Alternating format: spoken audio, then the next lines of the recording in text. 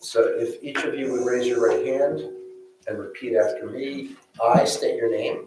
I, Regina Truitt, Do solemnly swear or affirm do solemnly swear or affirm that I will support the Constitution of the United States that I will support the Constitution of the United States and the Constitution of the State of New Jersey, and the Constitution of the State of New Jersey, and that I will bear true faith and allegiance to the same and that I will bear true faith and allegiance to the same, and to the governments established in the United States and in this state, and to to the the governments governments established in the United States and in this state, under the authority of the people.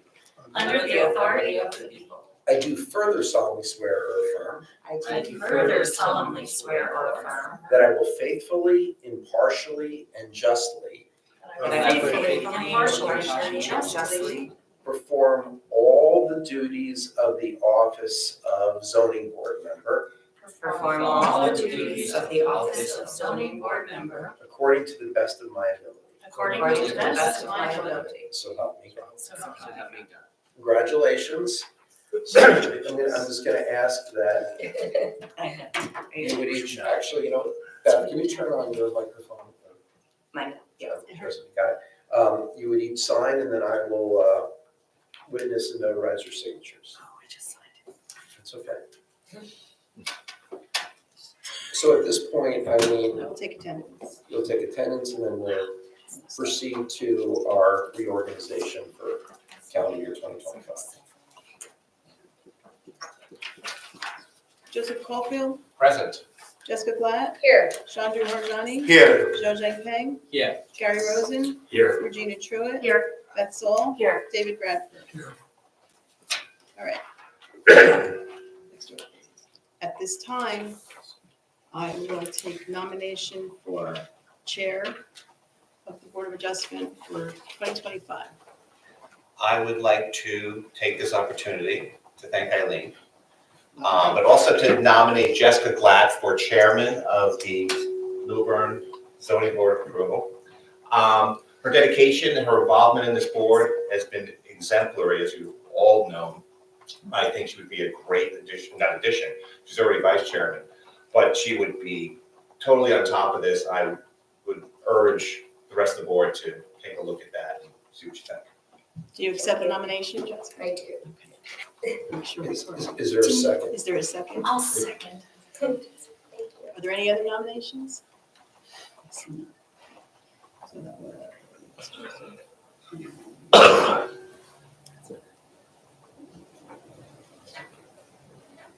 Joseph Caulfield, Yes. Jessica Glatt, Yes. Chandra Harjani, Yes. Zhou Peng, Yes. Gary Rosen, Yes. You're Regina okay. Truitt, Yes. It's in the Beth Constitution. Saul. Yes.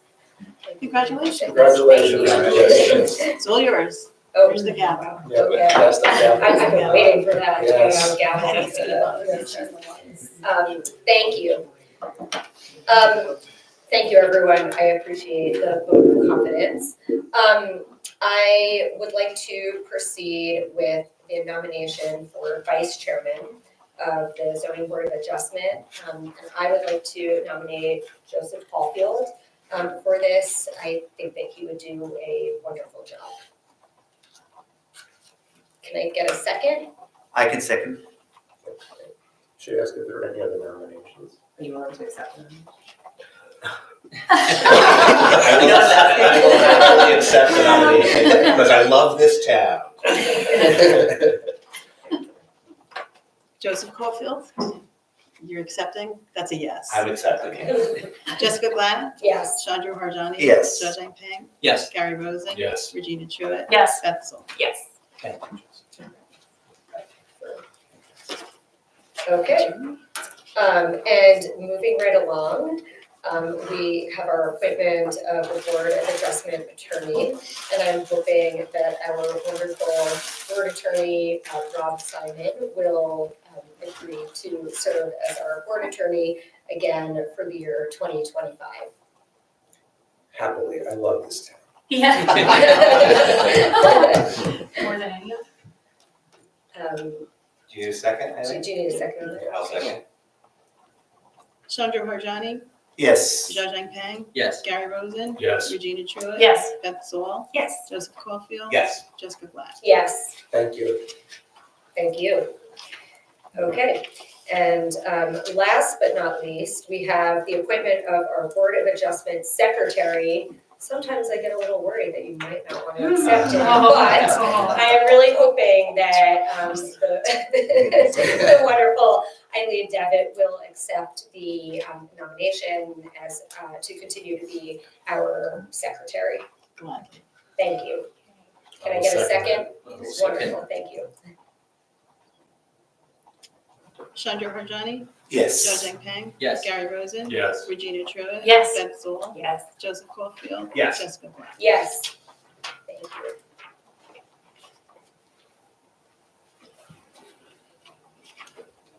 And then I think the only thing before business is the calendar. Yes. Dates. Let's talk about that for a second. So these are the calendar, or this is the calendar. Yeah, so if you could just explain, Eileen, in terms of the resolution of approval for the annual notice and the calendar dates. I circulated the proposed dates to everyone. I didn't hear anything back. I noted we're closed on January 20th. The days were closed. Obviously, we're not having a meeting, which is why we only have one meeting scheduled for January and one for February because of Martin Luther King. Other than that, it pretty much followed the first and third Monday of the month. I didn't put a second meeting in November because I typically go to the league the morning after the meeting, and it gets a little problematic. So if you want to put it in, we certainly can, and I could figure something out. I didn't put it in the calendar. If you want to have a second meeting, I'm sure I could work something out. So it's up to you whether you want to add one, see how things are at the time. Let's see how it goes. Okay. Okay. And Eileen, in terms of, do you want to do some sort of resolution? It doesn't necessarily have to be tonight, in terms of establishing I have the resolution Right. of approval, so if you want me, this is the resolution that I will publish in the newspaper and put in everything else. And does it also talk about the chosen newspapers for publication? It actually just said, yes, the item in the Star Ledger. Yeah, and just so the board is aware, I think as of March 1st, the Star Ledger is no longer publishing legal notices in the newspaper, in the published newspaper. So there's been a lot of discussion amongst the land use bar and the legislation as to what to do about that, given the public notice requirements of the municipal land use law. So it's a little TBD, so I just wanted the board just to be aware. So once that's made, the decision is made with the bar, you'll inform us and then we can always change it. Correct, Okay. correct. For now, it's completely fine. Okay. So do we have a motion on the resolution? Move approval? I'll second. Do you want a roll call? Yes, please. Chandra Harjani, Yes. Zhou Peng, Yes. Gary Rosen, Yes. Regina Truitt. Yes. Beth Zoll, Yes. Joseph Caulfield, Yes. Jessica Black. Yes.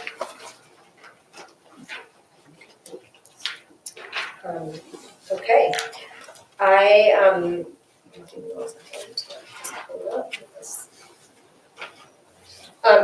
I just wanted to make an announcement to everyone just before we get started. I just wanted to take a moment to acknowledge the passing of Joseph Steinberg, who was a beloved member of the Millburn Short Hills community, and he was a former chair of this board for many, many years.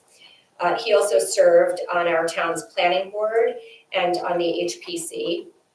And beyond being brilliant, Joe led our board with a tremendous integrity and class. He taught me everything that I know about zoning and land use law. And I know that he was a mentor to so many others on this board as well over the years. To say that he was devoted to this community is really an understatement. It was a true honor and privilege to know Joe and to work with him, and he will be greatly, greatly missed. Okay, try not to tear over that one. Moving on, we are going to do our approval of minutes. We have 2 sets of minutes. The first one is from December 2nd, 2024. Who's eligible on this, Eileen? Who's eligible? Joseph, Chandru, Gary, Regina, Jessica. Okay. Are there any changes or corrections to those minutes? Can I get a motion for approval? I'll approve. Make a motion to approve minutes. Second? I can second. All in favor? Aye. Aye. Okay, next one is from December 16th, 2024. Any corrections or changes? The eligible are Gary, Regina, and Jessica. Okay, can I get a motion? So moved. Second? Anyone? Oh, second, I'm sorry. Oh, no. All in favor? Aye. Okay. All right, next we're gonna move on to the memorializations. The first one is calendar, well, actually, for calendar 401724, that's Michael and Tabitha Gilliam. Who's Yes. eligible on that one? Joseph, Chandru, Gary, Regina, Jessica. Okay, do I have any corrections, changes, additions, anything? Anyone want to make a motion on that? Move to accept? Do I have a second? Second. Joseph Caulfield, Yes. Chandru Harjani, Yes. Gary Rosen, Yes. Regina Truitt, Yes. Jessica Black. Yes. Okay, the next one is calendar 394523. That's Ryan Lunny from 7 Park Circle. Who is eligible on that? Joseph, Chandru, Gary, Regina, Jessica. Do I have any corrections, changes? Does someone make a motion? Motion to approve the memorialization of calendar number 3945-23. I'll second. Joseph Caulfield, Yes. Chandru Harjani. Yes. Gary Rosen, Yes. Regina Truitt, Yes. Jessica Black. Yes. Okay, we have quite a few applications that are going to be carried.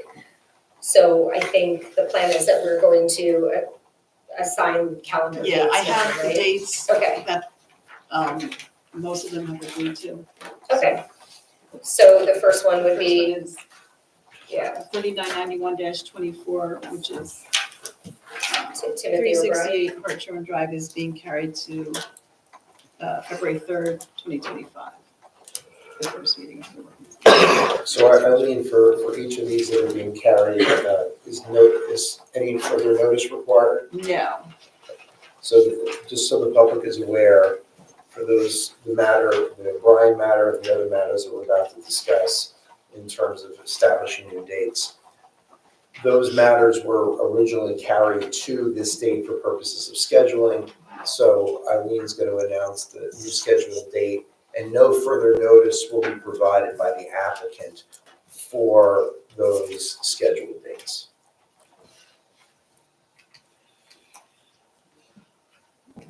Okay, so the next one would be calendar 398424. That's 57 Thackeray Drive, Rastogi. And they are being carried to March 3rd, 2025. And again, no further notice required.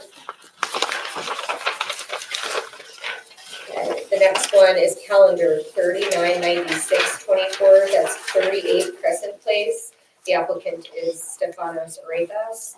That is being carried to March 3rd, 2025. With no further notice, okay.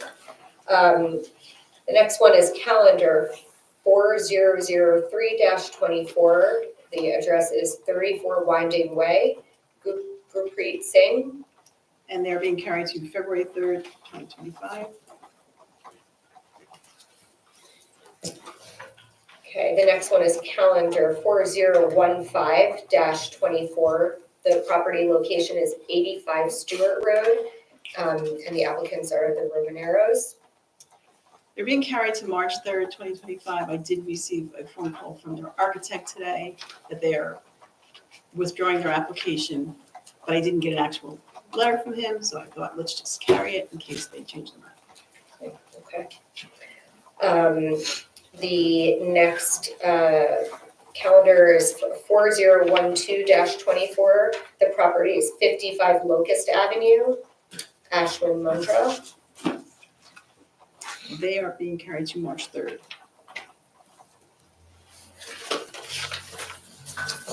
Okay, the next application, calendar 3983-24. It's 112 Canoe Brook Road. The applicants were Mark Koch and Nova Bronstein.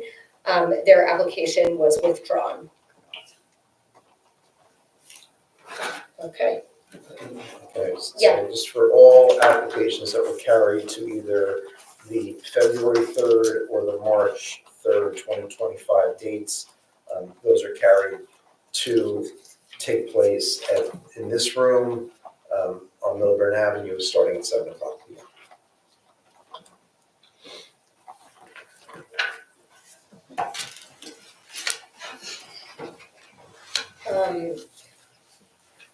So the next application that we have is calendar 3993-24. The address is 61 Slayton Drive, and the applicant is Jonah Rathman.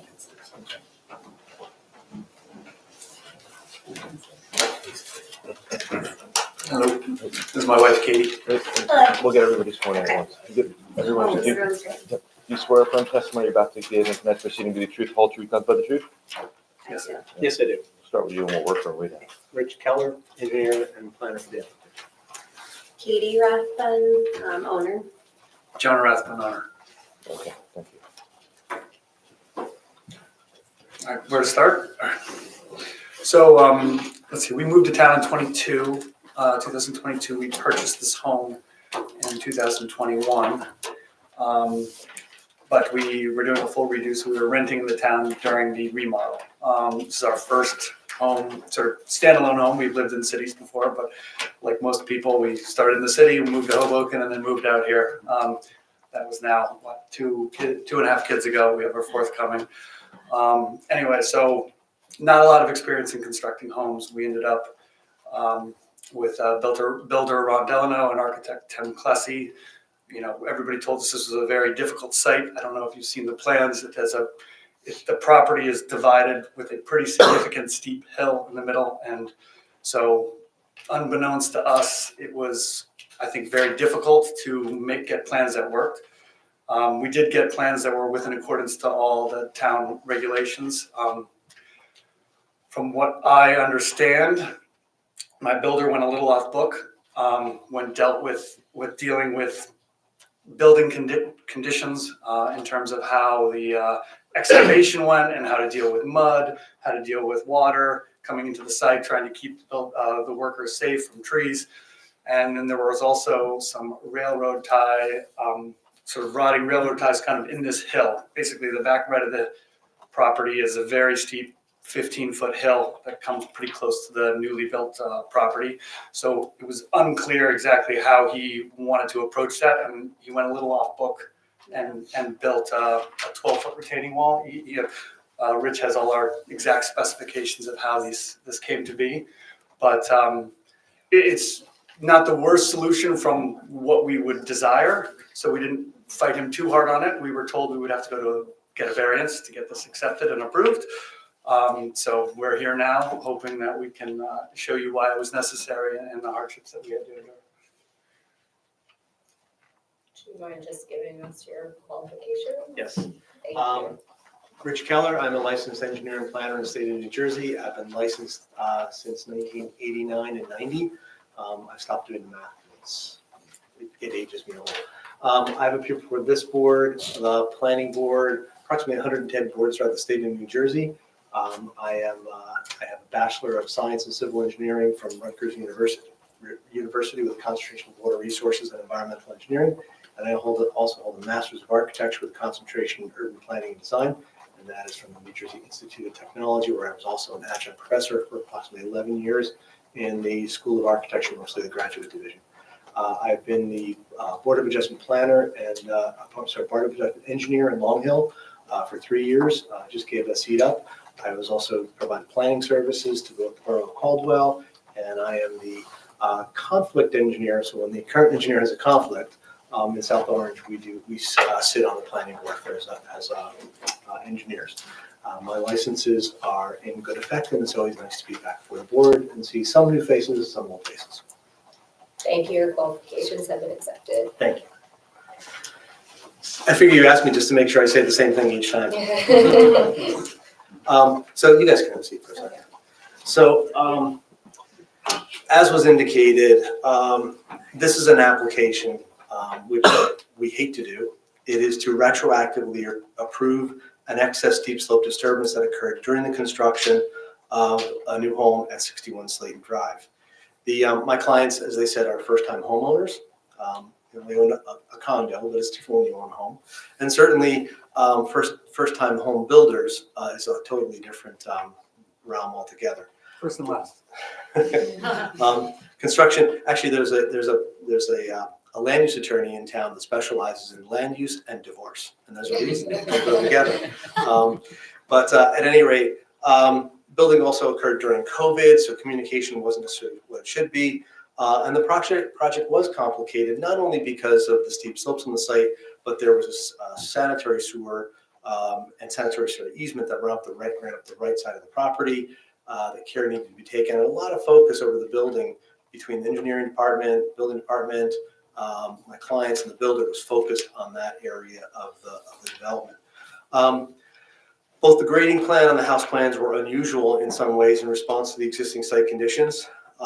Again, not being builders or developers, the Rathbones were unaware of what the back of the house would necessarily look like as designed, although they were committed to building it as designed. The architect said there was always the possibility we may seek to further develop the backyard and some kind of program with a variance relief once the house was built, but we had a fully compliant plan in place, and that's how construction started. As is often the case, especially in COVID, but as is often the case, we survey the property, we get a building permit, and we don't appear until we do the survey for the final closing unless we're called for an inspection. We do inspect the drywalls, as does the engineering department. It's the only other thing that they inspect. As is often the case, the people who are there every day is the builder having coffee. There's a certain trust that naturally gets built up. And I think in that case, the builder citing difficulties in building a safe house, as well as mitigating what he thought were some quirky things in the engineering and architectural design, came up with an alternative plan that would mitigate the need for a deep window out the back of the house. Of course, there's always the engineer doesn't know what they're doing, the architect doesn't know what they're doing. We can find a better solution that's cheaper. When questioned as to whether the design was consistent with the ordinance, they were assured that it was, because it does meet the height requirements for a nested retaining wall. However, the builder was unaware of the steep slope restrictions that were applied at the time.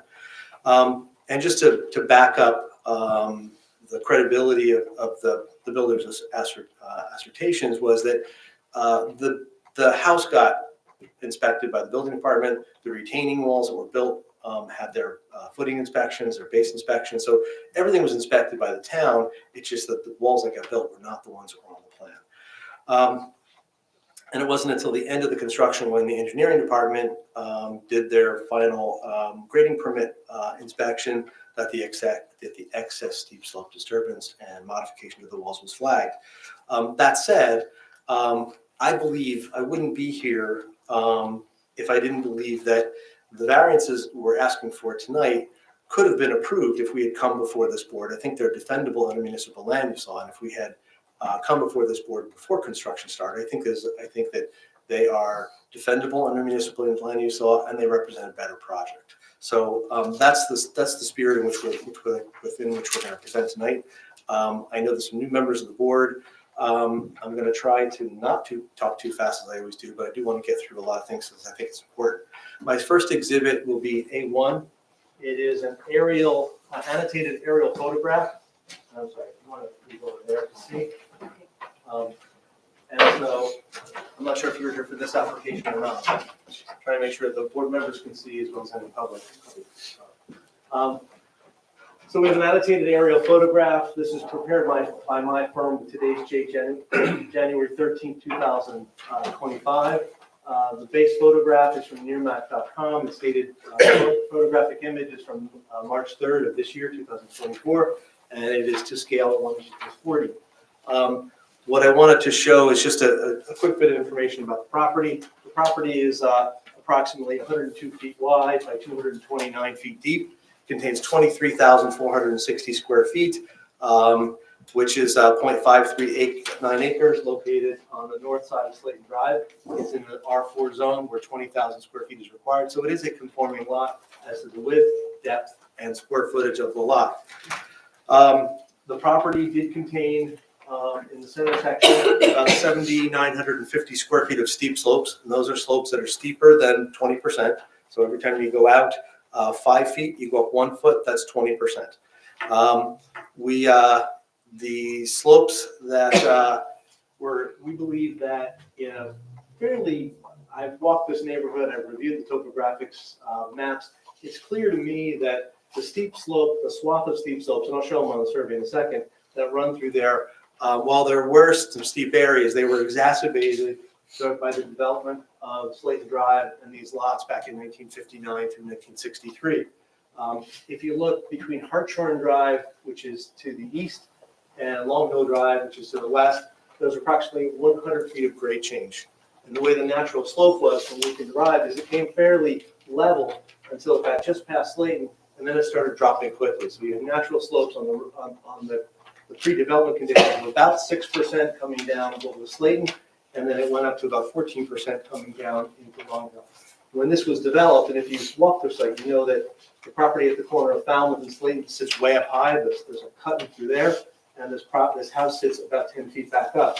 So it was clear to us in looking at the topography, walking the site, and looking at the old topographic maps, that in order to soften this slope to be about 9.5%, which is what it is from Hartshorn down to Long Hill, is that the first part is a deep cut, and about 10, 12 feet of cut, and then basically they continued that 9.5% roughly slope all the way through. So the result is that to create a building lot, in addition to lowering the front and creating a buildable lot, they carved away into that hill in the back to create a building path, and that exacerbated the steep slopes. If we look at what we project was most likely the grade, again, having developed subdivisions for 40 years, if we look at what we think was probably the original grade at the front to the back of the steep slope area, it's only about 12.9, 13%, which is less than the steep slope threshold.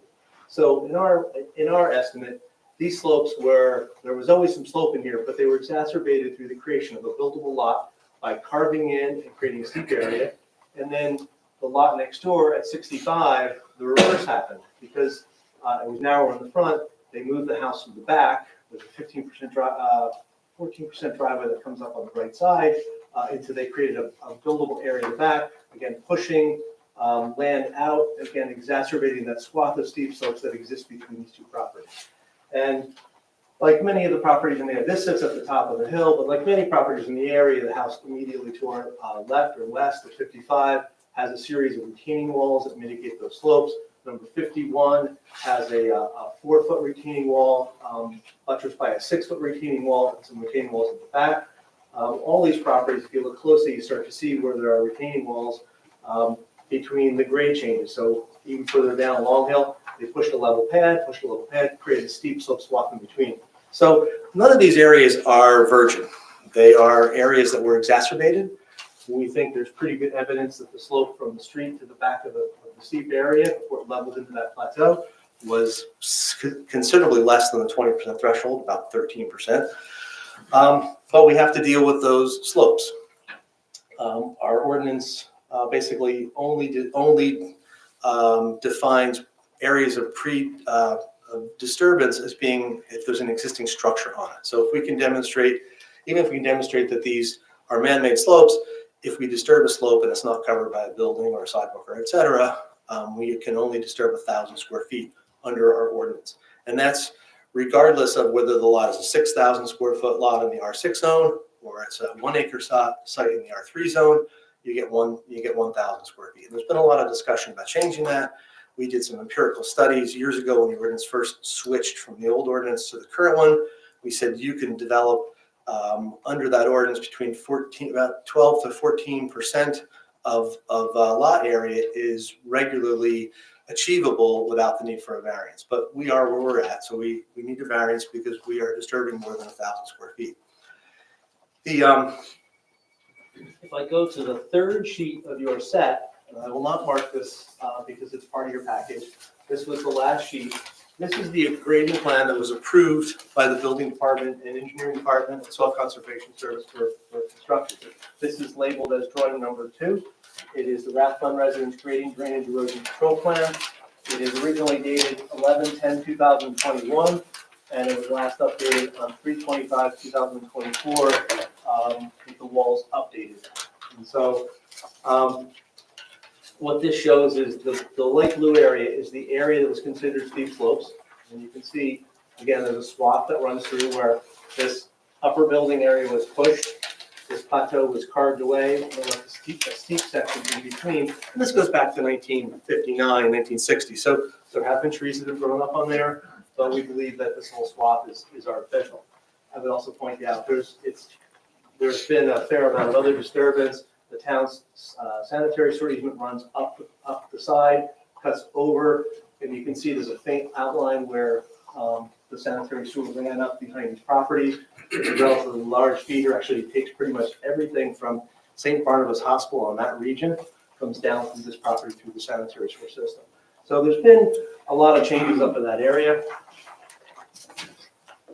This is the blue area, is the swath. There was a retaining wall in the back. The old house basically had a driveway that came up. It turned around. Where there's no shading is where the driveway turned around was a rear-facing garage. So the only flat area on the old house was actually the garage. There was really no recreational space or very little recreational space behind the existing home.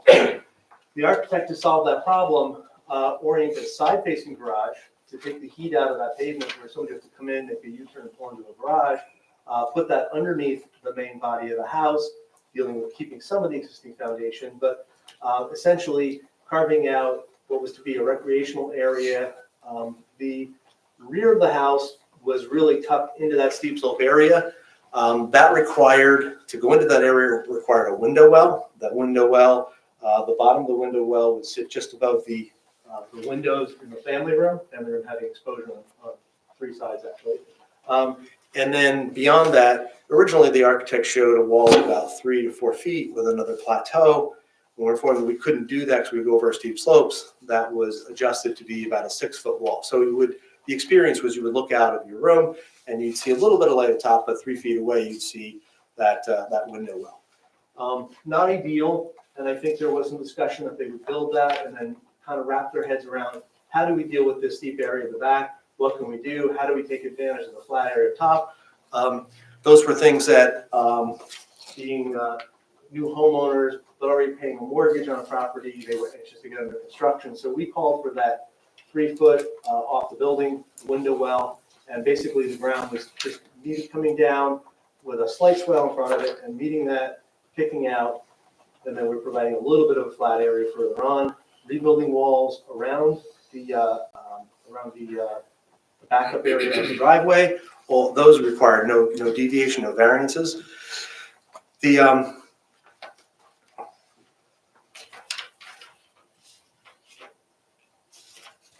well, script here. So the area at the back of the house, that required about 400 square feet of steep slope disturbance. And then another 530 square feet was to create a little bigger level area right behind the house. We were basically pushing that grade out to the toe slope to create a little bit flatter. We lifted this up with a series of retaining walls. All these were not areas that were considered steep slope. So these walls did not need to be separated by the same degree as the other walls. And we created a small backyard, but the quirky part was this came basically back right into the house, a little bit of a swale with a deep window well.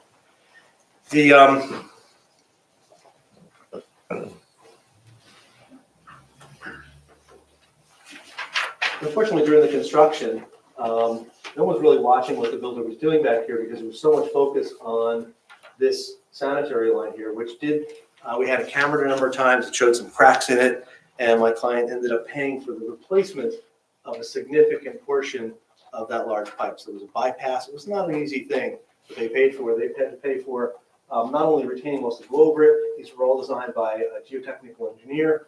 All the walls were designed by a geotechnical engineer.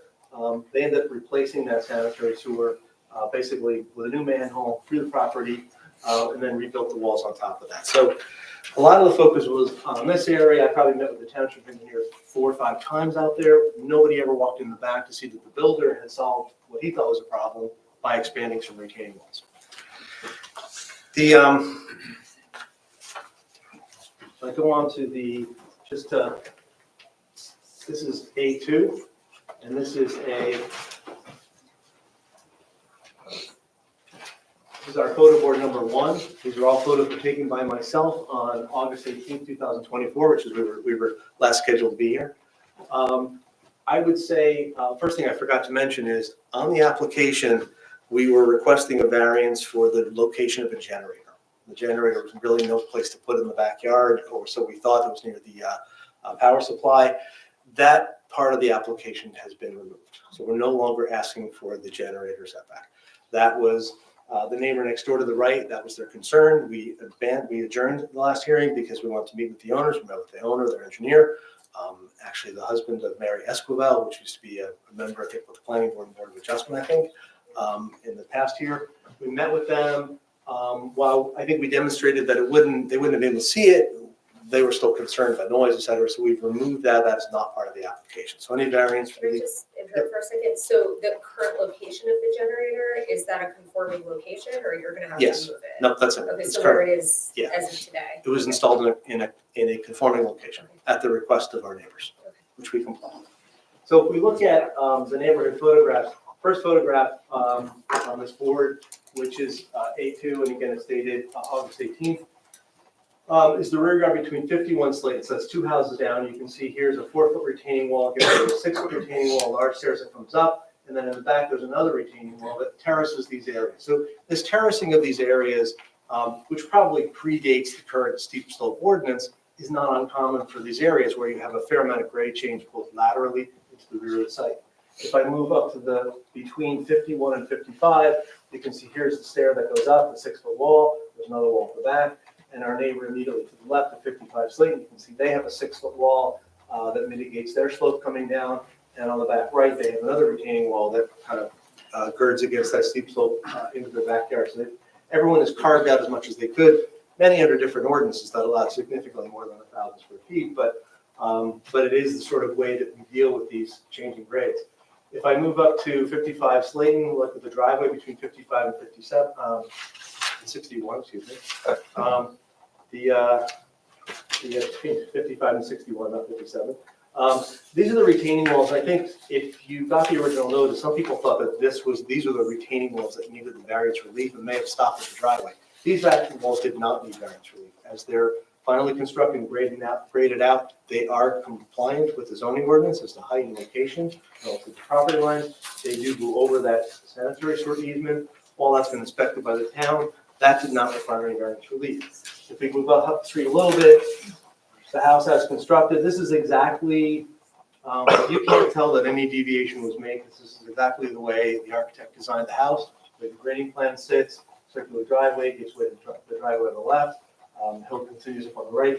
You actually don't see the fact that we disturbed more steep slopes right behind the house on the right side. So from the street perspective, these are fully conforming.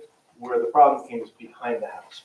So if we look at then the first variance plan, which was our as-built disturbance, and this is sheet 1A in your packet, so this is the second one in your packet.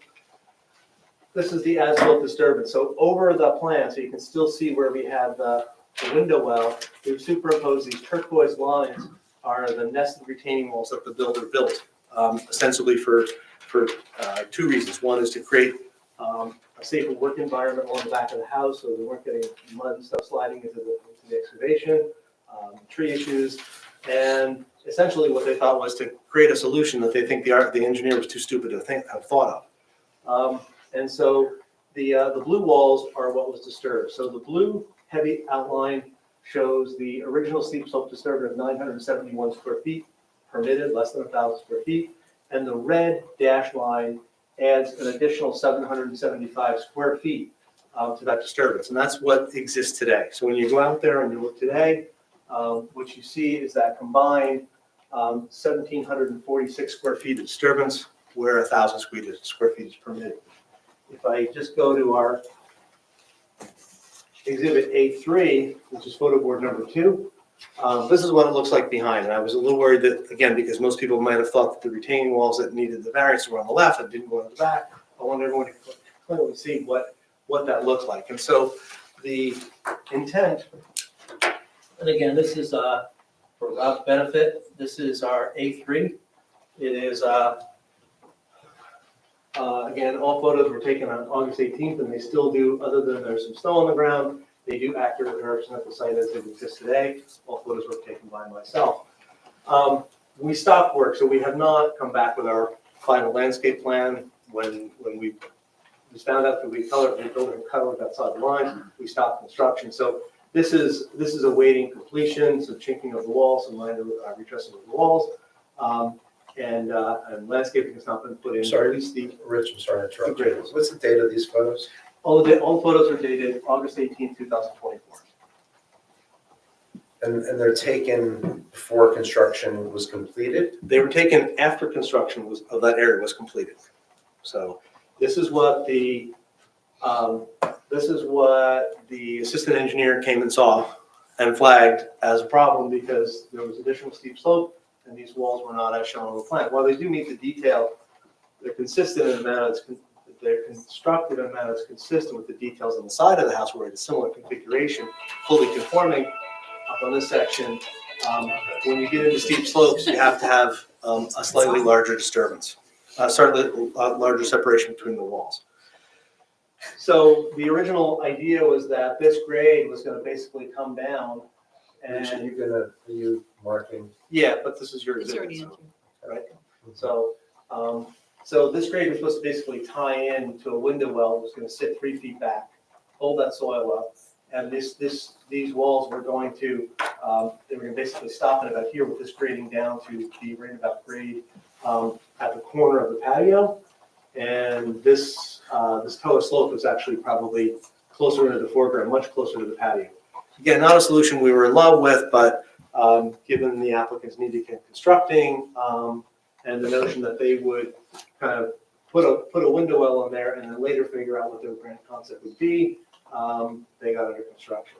So that's photograph number 5. We went a little further to the north and looking back at the house, you can see there's the patio.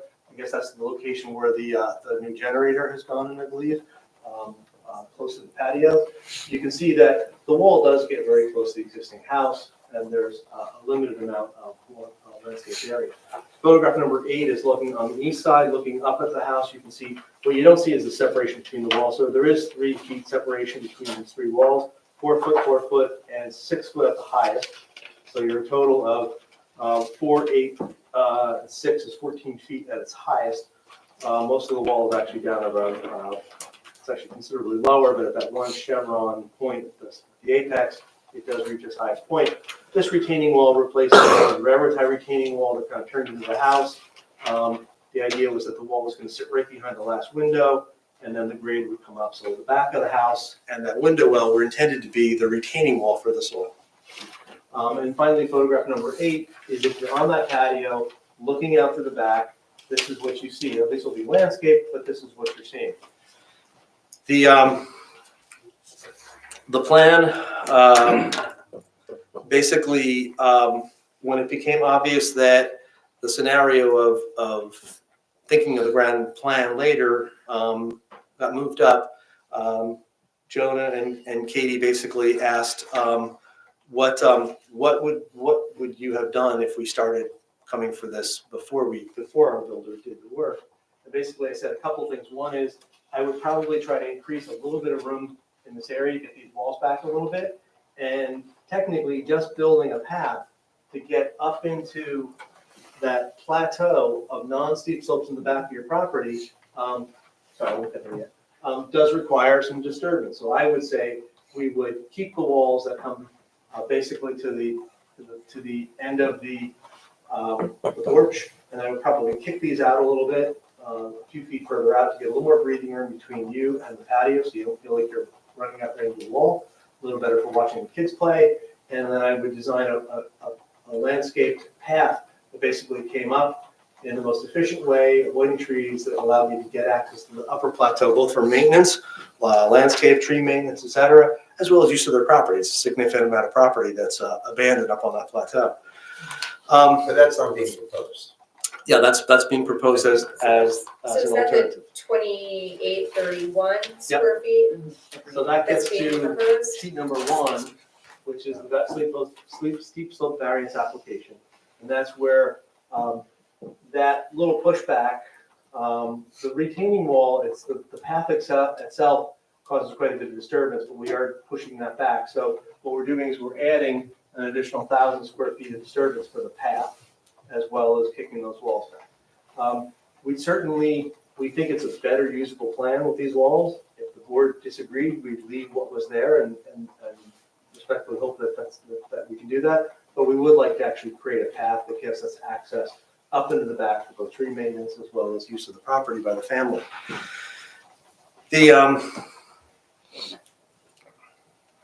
So this adds an additional, as I said, 1,085 square feet, 967 of which is the path, raising the total disturbance to 2,846, again, where 1,000 square feet is permitted. And again, the ordinance only permits 1,000 square feet. With regard to the variance relief requested, we need variance from section 608.5, and that is for the disturbance of steep slopes where 1,000 square feet is permitted. 1,746 was already disturbed, and we're seeking to take that up to 2,831 with this board's approval. Secondly, we need a variance from separation of retaining walls. So when you get into steep slopes, paradoxically, you have to separate your walls higher. So even though you're steep, you have to separate your distance between them, which means that your walls get taller, and it kind of defies logic. But I would say the variance we need, 6 foot is required for a 6 foot wall. We have 3.25 feet is constructed, which meets the non-steep slope ordinance. And 4 feet is required for the 4 foot walls, we're at 3 feet, again, which meets the non-steep slope ordinance. The township engineer on a prior Board of Adjustment application on Farley Road indicated that the separation requirement was to limit structural interaction between the retaining walls. And if the walls are separated by less, the walls need to be designed accordingly. These walls actually were designed by a structural engineer, taking soil information. So they have been designed accordingly so that any interaction between the walls has been designed into it. With regard to the proofs required, again, both positive and the negative criteria, we think parts of this come under C1 in the municipal land use law and part under C2.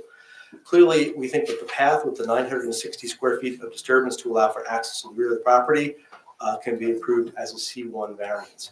And that's where the existing, what we think is man-altered topography and its location on the site. Just a quick question, because I was looking at the I don't know what Exhibit this, H.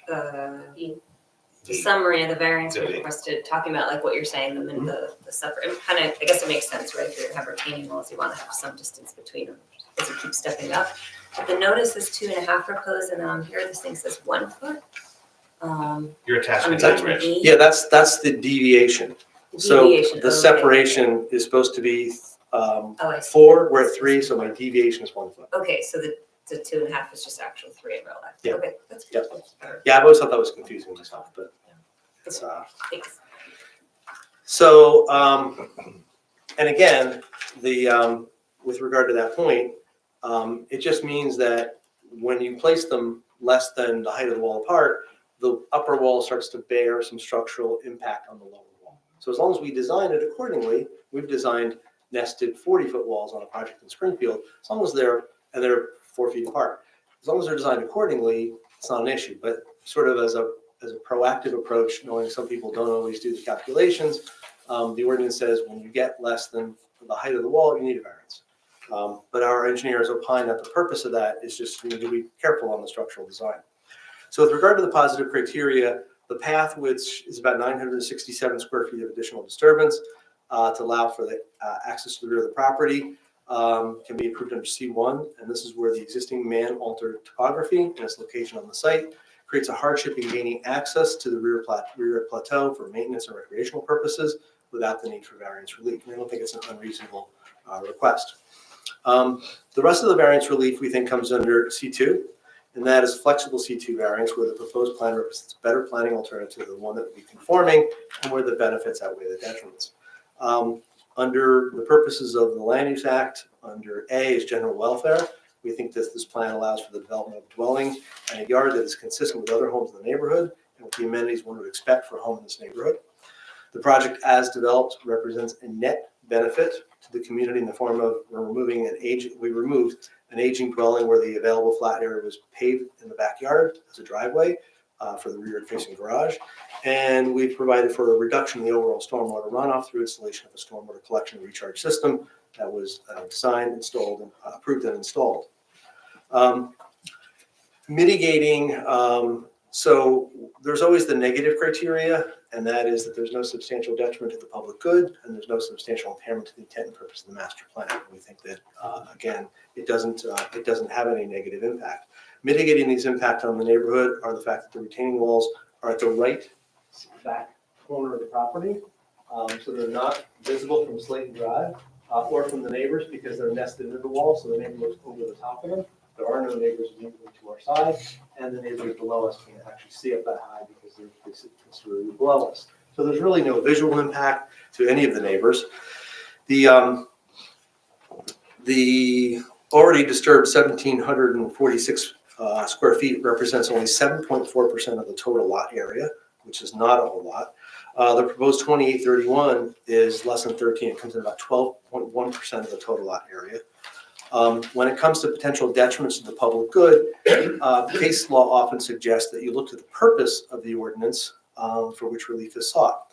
And luckily, because this ordinance was adopted as part of a model ordinance required by the DEP, it was incorporated into our zoning ordinance with a background.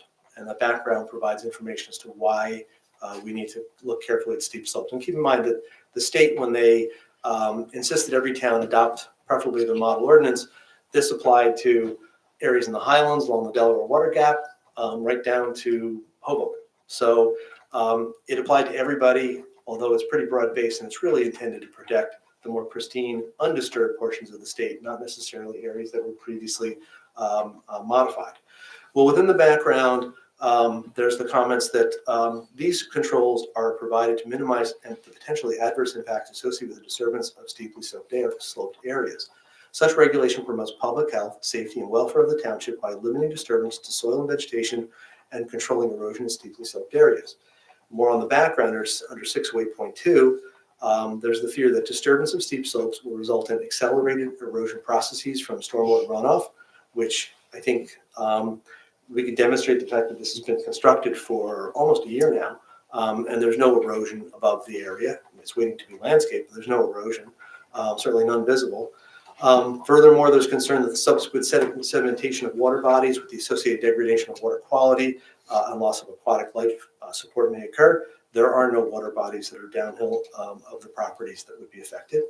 Related effects that they cautioned against is soil loss. There's no evidence of any soil loss or erosion. Again, we wish it wasn't that way, but one of the benefits of this having been in so long is we get to see what the effect has been. Changes in the natural topography and drainage patterns. We don't believe that the topography is natural. And there's been no change to the natural drainage patterns. It still goes right where it always was, except now we're intercepting all that roof water in a contemporary stormwater management and recharge design. There's a concern about increasing flood potential, which I just said. We're collecting the water as part of the grading permit process. If we didn't at least maintain or reduce the runoffs, we wouldn't have gotten our building permits. There's concern about further fragmentation of forest and habitat areas. No additional trees were removed as a function of the additional grading that occurred in the steep slope area. And we have an approved tree removal replacement plan in place. And so there are some additional plantings that will go in depending upon the outcome of this board. And then there's the concern about its compromised aesthetic values.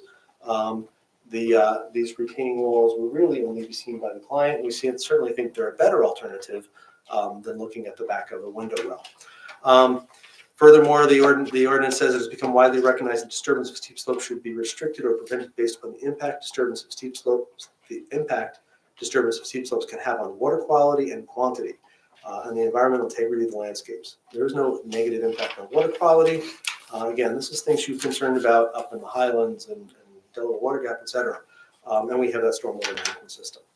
Essentially, we know how to build in steep slopes. If we didn't, we wouldn't have Pittsburgh, we wouldn't have San Francisco, we wouldn't have the Amalfi Coast, we wouldn't have any Greek Isles. I mean, we know how to do this, and we do it better now than we did back then. The slopes that are disturbance, in my opinion, are not natural. They're exacerbated, and if we had the original grading, they would be under the threshold. The stormwater is appropriately managed. Elevated window wells are difficult to keep clean. Inevitably, water gets into the house. There was water getting into the foundation as it was, but that always happens during construction. We believe that this lot development is consistent with other development throughout the neighborhood. And for the reasons cited, we feel that the development scheme proposed represents a better planning alternative than the approved plan that was under construction before the builder went, I think, off the reservation, was what he said. The proposed lot development complies and will comply with all other bulk requirements of the R4 ordinance. The plan allows for appropriately scaled uses within the rear yard, thus advancing the intent and purpose of the zone plan and master plan. I would point out that our building coverage is 11.5%, where 14 is permitted, so we're under on the building. It wasn't done to get a bigger house. Lot coverage is only 24.25, where 35% is permitted, so it wasn't done to get more lot coverage. Accessory coverage is only 1.71% of the rear yard, where 20% is permitted. And rear yard unoccupied, where a minimum 25% of the total lot area has to be behind the house unoccupied, we're up at 52.5%. So this clearly is not a grab to get more development potential, to get a swimming pool, et cetera. You're not going to get a pool on that property. So we think that the proposed house is consistent with homes in the community, both in size and amenities, and will reinforce the existing character of the neighborhood. The benefit of the work having been completed for nearly a year is that we can see the impacts of the steep slope disturbance. We think that the proposed steep slope disturbance what's already been done, and what we're proposing to ask as an add-on to make sort of lemonade out of lemons, is that it protects the rear of the house from water penetration, allows for easier maintenance of the dwelling, and allows for a nominal amount of recreational area behind the building, behind the dwelling, and certainly not enough really for a pool, given the retaining walls that are there. Is not inconsistent with the overriding purpose of the master plan to maintain the character of the township as a small suburb of the highest quality. We hate that we had to come and ask for forgiveness afterwards, but we think that if I turned down, since I did a steep slope application for some 15,000 square feet on Sagamore, I've been approached by no less than 10 people asking me to do steep slope variances, and I've turned down every one of them because not all deserve them, and not all can be justified. I think this one can be justified. I think it could have been. Unfortunately, if we had come here, I think we can make the case for why this is an appropriate development, given the topography in this neighborhood, how that topography came to be. I'm certainly happy to answer any questions. Thank you for all that. I'm sorry this happened to you guys. So my first question would be, could you clearly say, are you moving walls from what is built there now? Is your proposal, does that include moving some of these retaining walls Yeah, that are so, built? so we're looking to keep the walls that come up to the black and white dash line. We're looking to bend those walls out to create another approximately 15 feet of level area. Oh, but not the ones that are super close to that Super upper close, right. yeah. Rich, you're referring to the first page of your submitted site plan. Yeah, It's in our I page, made so some marks understand why. on You the, marked it, can we mark that A4, please? I'm sorry. Yeah, I did. Can you Try pull not up to do the actual photograph of the backyard with the walls to, So what we're looking to do is basically, from about here, just push these back about 15 feet and curve. So curve, instead of being convex towards them, do them concave slightly away from us. And then that would nest in with the path and go up right behind that. So that's the walls that occur on the right side behind, we wouldn't change those at all. Those would stay where they are. We're just looking at roughly from this point forward, kicking those back instead of being, again, convex, we make them concave, just to get a little more height in there. So we continue the 3 walls.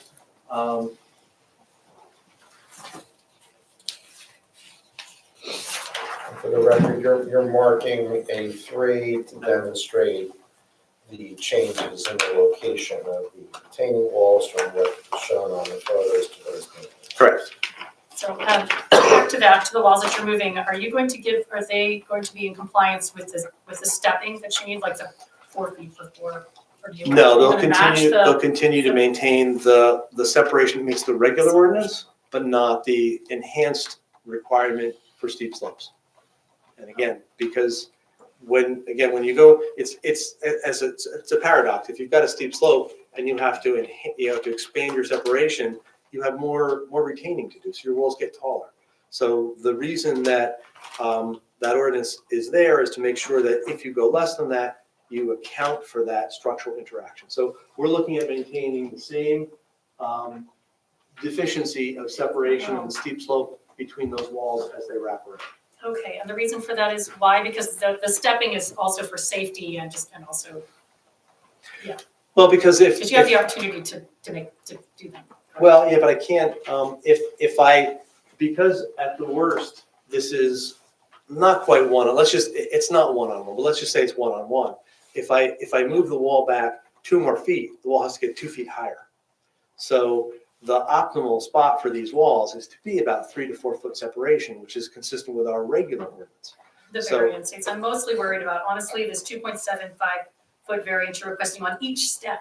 It's not just one, this minimum separation of the steep slope. Well, there's only the large one required for the 6 6 foot foot, wall. yeah. But then the 4 foot walls would be, 4 foot is still, but you're still not in compliance there. No. That's what's, I mean, I've been back there, so I know how tight it is, and I'm frankly really worried about how close those walls are on the upper right. It's not shown on this, I guess, back there. It's so tight back there, it's like, oh boy, if you get you're gonna get mold. Anyway, that's beyond. well, that's why the original design was actually to have the house design without the windows in this area on this last window, but to wrap around and use the foundation, almost like a basement foundation wall. Yeah, I've but never that seen didn't- walls so close to the house. Well, because normally the foundation would have been the wall, and as it wrapped around, there would have been a window well.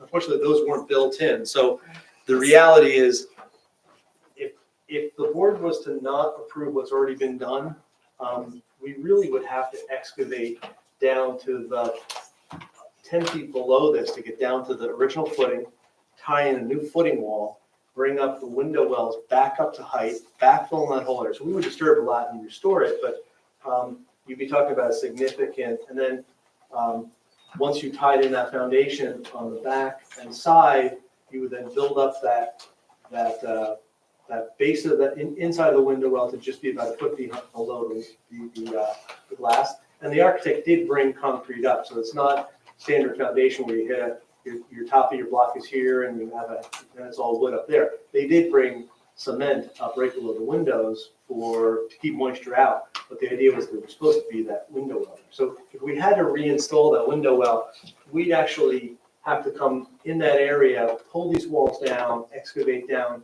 10 some feet. We'd have to get some cribbing in there to reinforce this wall so it didn't collapse on people. It'd be a major Where the house would have had to be narrower, right? Or you The would have house, had to or, be or the house could have been narrower. narrow, but the house is Right. again undersized for the Yeah, neighborhood. no, it's, I mean, I understand all that, it's just very tight back there and odd, and so anyway, I have another question if anyone else wants to.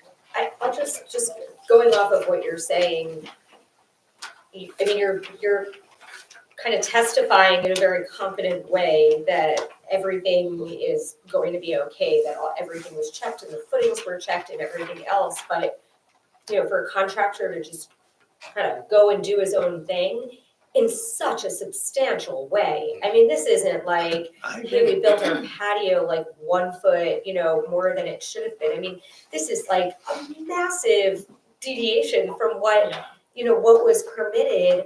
I just don't, I don't understand how you can be so confident that this is all okay. Well, And especially if you're now also, you know, you're willing to take some of it down to get what your client really wants, that why, you know, you're not gonna do that, at least in, you know, conformance for the safety wise. But I agree with Regina, the part that really concerns me is that corner by the house. I mean, it's scary looking back there because Oh, I it agree. is so tight. Yeah, I agree. it couldn't believe my eyes, honestly, it's like, I feel bad for you. We were shocked Yeah. too. It was not what was designed, it was not what it was intended. I will say, there's a reason the builder wouldn't come and testify. Who is the builder? Oh, there you go. You can say it, who, Ron Delano. and why didn't he come tonight? Um, I probably, think I'd like to hear from him. probably because, I don't think his insurance carrier would let him take ownership because it would open him to a lawsuit. Okay. Do we have any correspondence from him requesting it? From you and him denying or? I have there was never a request for me to alter the plan. There was just backyard conversations. And I think, as indicated, when I talked to my client, he said, I didn't approve, when the walls started going up, I didn't approve them. You know, they weren't living on the site, so they were every day. They come a week later and the walls are started under construction. And that's when they said, is this me code? Oh yeah, that me code. And the building department did do the inspection. So the footing, the base courses were inspected, there was some fabric going in. So there were inspections by the township. Unfortunately, not engineering, but the building department didn't say, why am I inspecting something that's not on the plans? I live in the neighborhood, I walk by it 3 times a week, and I've been watching this since the get-go. Mhm. The fact that nobody saw this going on is beyond me. Right.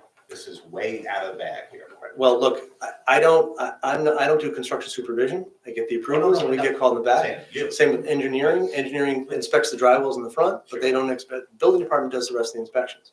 And who's the architect in this as well? Tim Klesse. Okay, how come Tim's not here? Tim basically said he didn't think he needed to be here. We showed a window well on his drawings. I have his drawings. We showed a window well. I don't know why he didn't build it. So, Well, I mean, it's like what conversations he might have had with the builder. Maybe the builder said, we're gonna do this, Tim, is that okay? And then we would have somebody to. look, I've worked with Tim a long time. I think Tim's a good guy. I think, I'm here because and my contracts say, if you deal with my plans, I don't represent you for a variance and I don't work with you. But I feel bad because I know the way this occurred and I think that as often sometimes occurs, they got told a line of information from the builder that yes, what was built, if it wasn't steep slopes, would be perfectly conforming.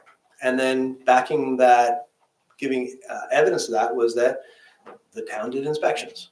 So why it wasn't picked up until the end, again, I know we were out at the site a number of times, but it was always regarding the protecting that sanitary sewer. And so that was where a lot of the focus was. None of us ever wandered up into the backyard to see what the rest of it looked like because we were down on the neighbor's property 15 feet below and couldn't see it. So it was a shock to all of us. But again, I think it's all the rationale in support of the steep slope variance, the fact that it's not natural, the fact that it really has no negative impact, and it's a relatively subtle ask for an area that's got prior disturbance. Now, look, maybe making lemonades out of lemons is not the approach, and we don't ask we can pull the board's request. We'll certainly be happy to indicate we would not modify those if you think it's just additional steep slope disturbance. And they can deal with hiking up to the backyard somehow, some way, some shape or form. That's okay too.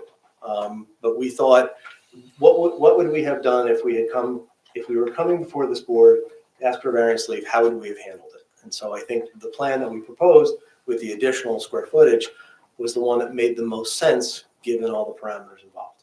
If the board thinks differently, we're certainly willing to modify. I mean, just staying with that, the original, like sticking with the survey, the original. I mean, one thing I'd like to ask Tim Klesse is, did they ever envision access to the non-steep Right. slope portion of the yard, which you're asking for now? And what doesn't appear on this? I don't really know. We were very clear with Mr. Klesse, we had two concerns. We highlighted the encroachment over the top of the pipe, and we highlighted the steep slopes, and we had our concerns. And we actually, I don't know that I never thought we'd get the approval to build over the sanitary sewer. So I figured we'll revisit that whole back area when the time comes, because they never get the approval. So by surprise, they got the approval to side load the garage because the sanitary sewer was so deep. Not taking into account that it was a clay pipe and quite old, and those are brittle. If the board would just give me a little leeway, and a couple of questions that have to take up all the time here. But like, I'm looking at that drawing right there, and the original house, do you know what the square footage of that was? I see the outline, and for the board, it's the very light gray on that picture.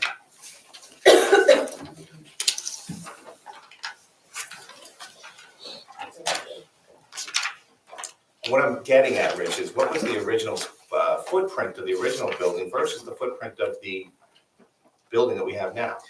The original one is about 1,450 square foot footprint, What's the footprint now? 2,700. All right, so you doubled the footprint of the house, all A right? little less, but yes. So I mean, the reason I mention that is that if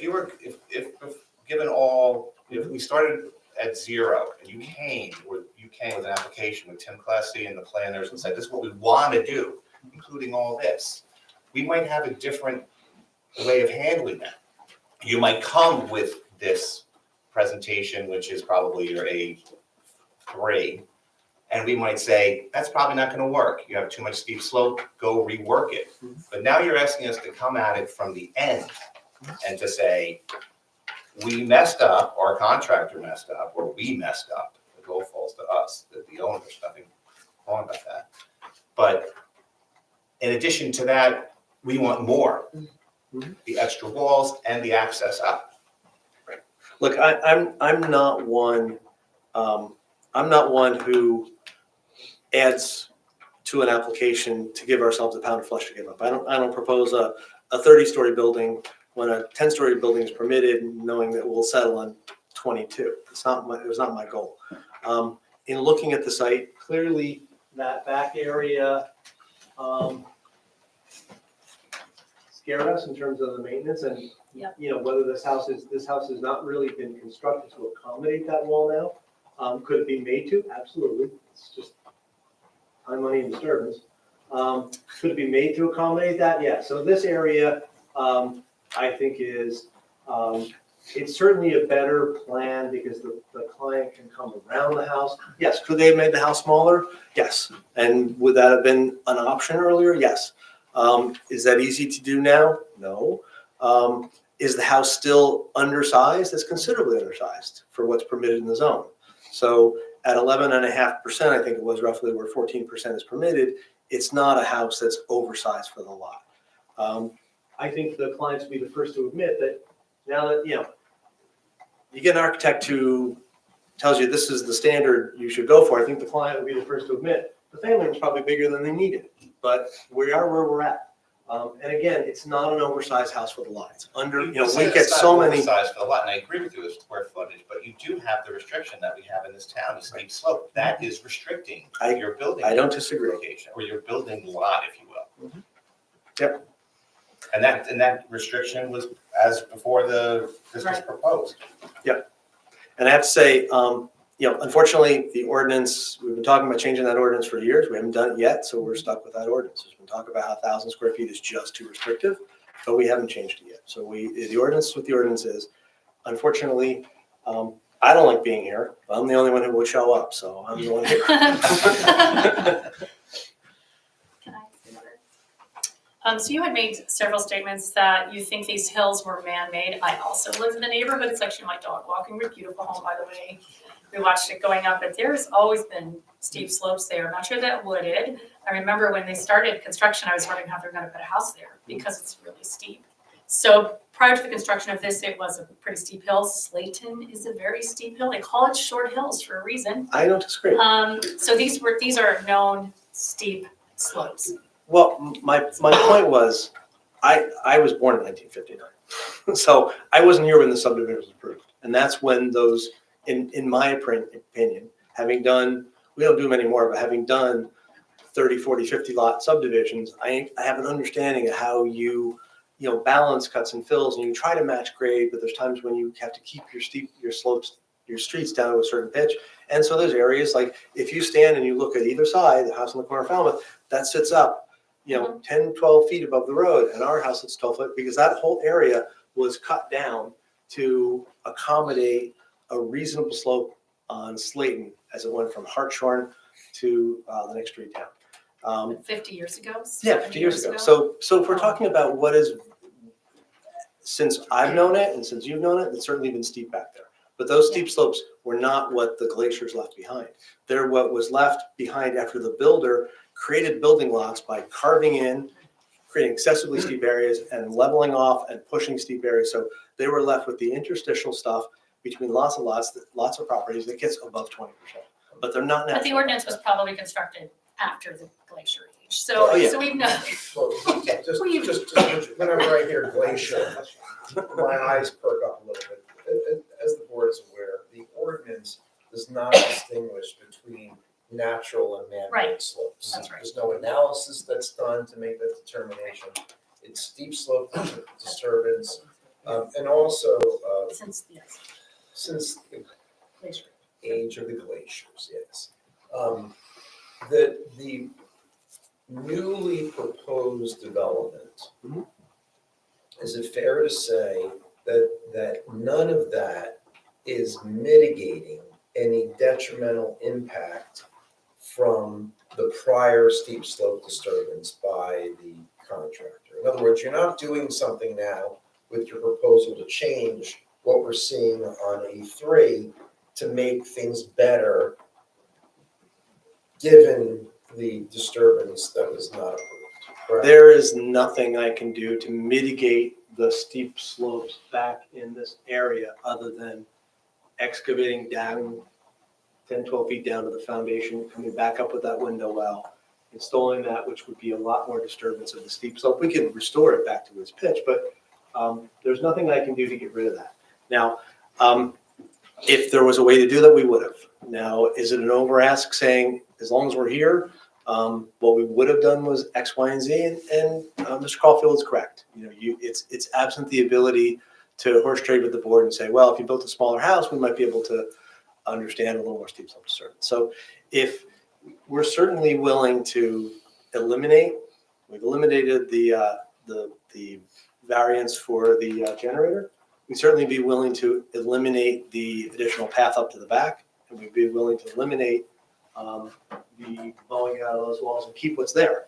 I don't know how else to mitigate, other than saying the only way to mitigate is to leave. Well, I can't mitigate. I can leave what's there. Wouldn't it also be if you could mitigate it by, if you're building the new portion and redoing that second portion, that you would mitigate it by conforming with the separation of the retaining walls? I could agree to do that, and then the client would have to make that decision. Because what I would do in that case is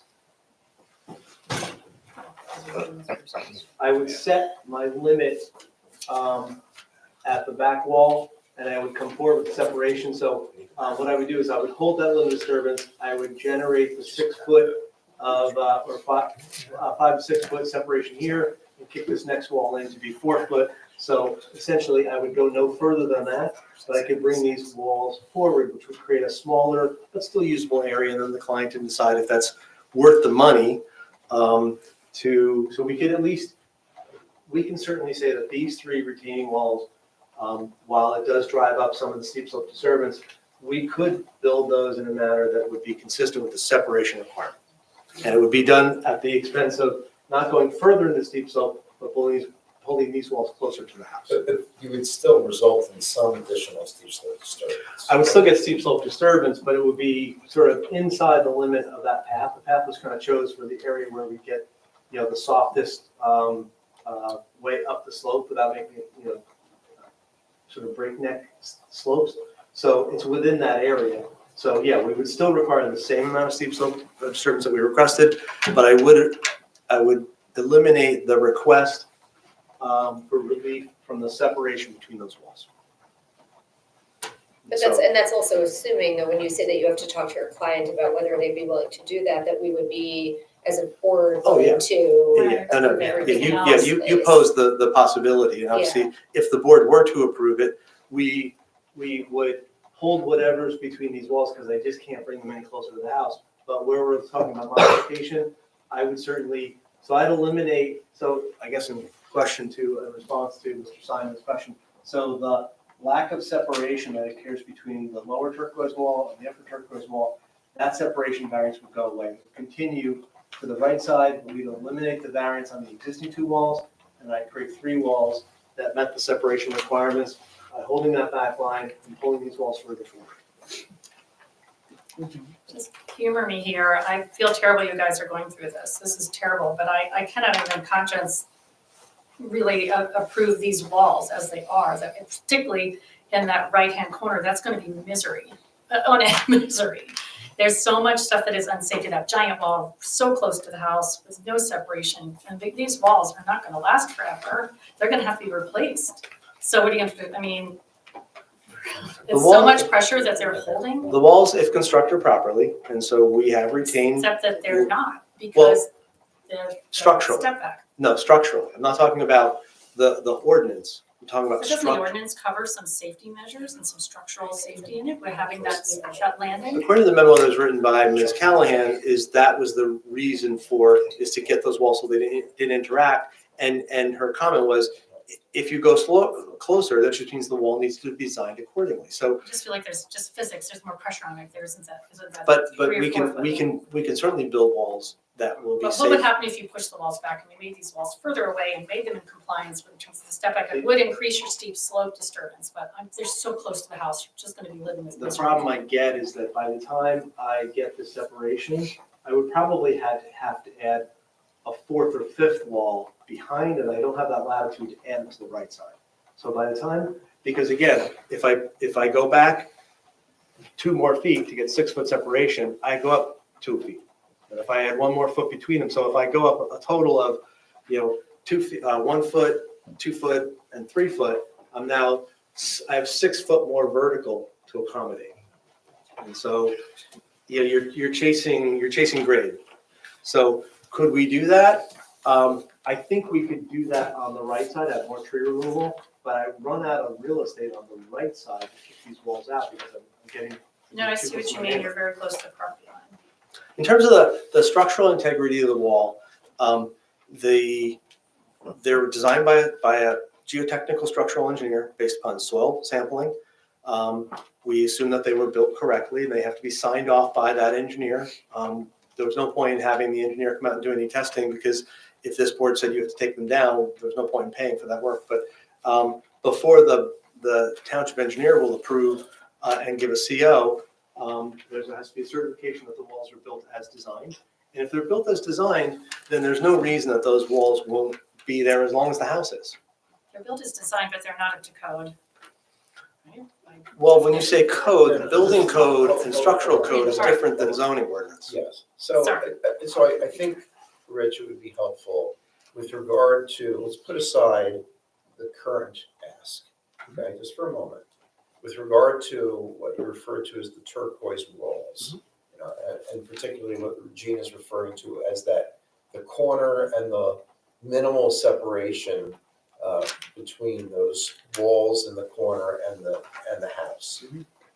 Is there any zoning or even site plan ordinance that is violated by, putting aside steep slopes, by the actual location of that wall? No.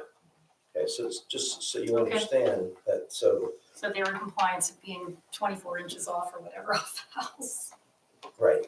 So there's nothing that's within this board's purview, just as to separation distance between a wall and the structure of the home. Is that That's accurate? correct. Other than it's That a is steep accurate. slope that is right next to this. Yes, there's steep slope disturbance is separate, I just wanted to. Right, but it's relevant. I mean, that's the reason it's so disturbing. Certainly relevant, but I just wanted to Yep, make thank sure, you. Regina, that there's no additional variance that's being triggered by the It's issues just that you're relevant raising because it's such a appropriately. steep slope right next to the house. Yep. With the need for a variance because of the lack of separation between the wall sections. Correct.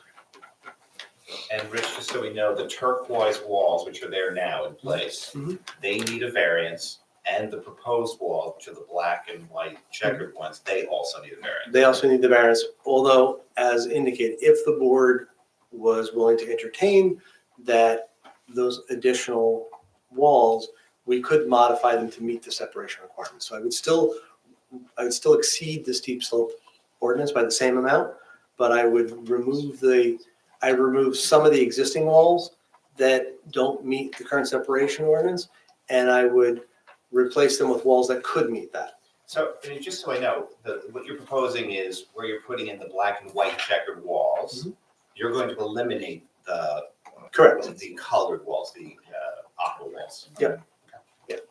So there's a slight benefit. We're getting rid of some of those walls are too close, replacing them with walls that would meet the separation requirement. I'd still be asking for the same 2,000 plus square feet of steep slope disturbance. If that was not palatable to this board, we would keep the existing walls. I don't think I have the ability to really get that separation much more, to offer any changes on the proposed location, but certainly as I can make those modifications to any additional walls, and we'd eliminate some non-conforming. And you would still be able to get the path that your clients want up, even if you make them conforming? Yeah, even if I make them conforming, because that sits right above that last wall, and I wouldn't move that last wall location. It would stay where it is. The walls would just collapse towards the house by a total of, I think it was 2 foot and 3 foot, something like that, so 5 foot closer. So these would separate, get a little closer. The path is really where the path wants to be. If you stand there and look and say, I need to get up there and not kill myself, what's the best way to go? You're kind of following contour lines and getting up to where you start to cut across them is where they're not quite as steep. They're kind of running diagonal to the contours, along the contours, and then where they're not quite as steep, we're making the final lift up to the top plateau. And the disturbance would stay the same? Disturbance would stay the Whether same. they're conforming or the separation is conforming. or not. Exactly, yep. With that path, what is the tree impact? We actually designed it to go around trees, so there was no,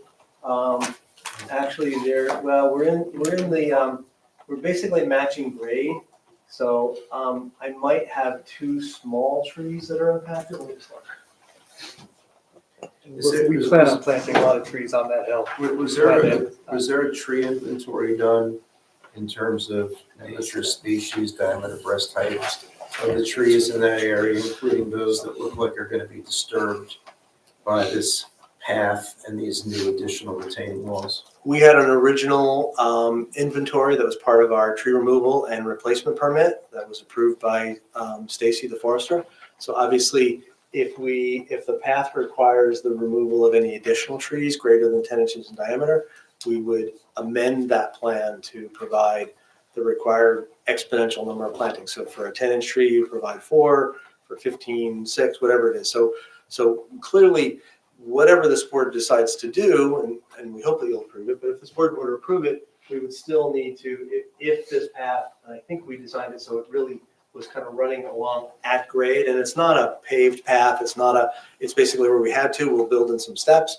So it's trying to be a natural path with some boulders, some rocks on the side of it. We tried to design it so that it would basically match the grade of what's existing. So we hope it won't involve any more tree removal. If it does, then obviously we have to deal with Stacy, who will require replacements. And we will be planting more trees on that hill, just as is, without the tree removal. Yeah, everything got arrested during when we hit the wall. Rich, how do you think the prior owner got to the back? Maybe they were more intrepid.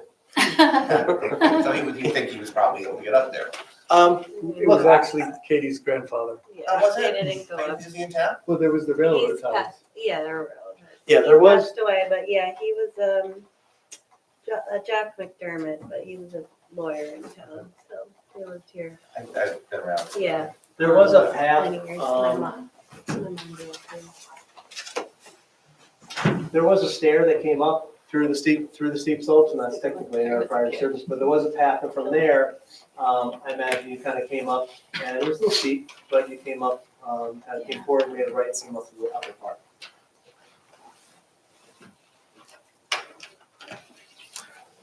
As a kid, that's where I would have been skiing down there, riding my bike down there, all that sort of stuff, but What's the deal with this portion of file map lot 12 versus file map lot 8? Is there any significance to that on your plan? where's that?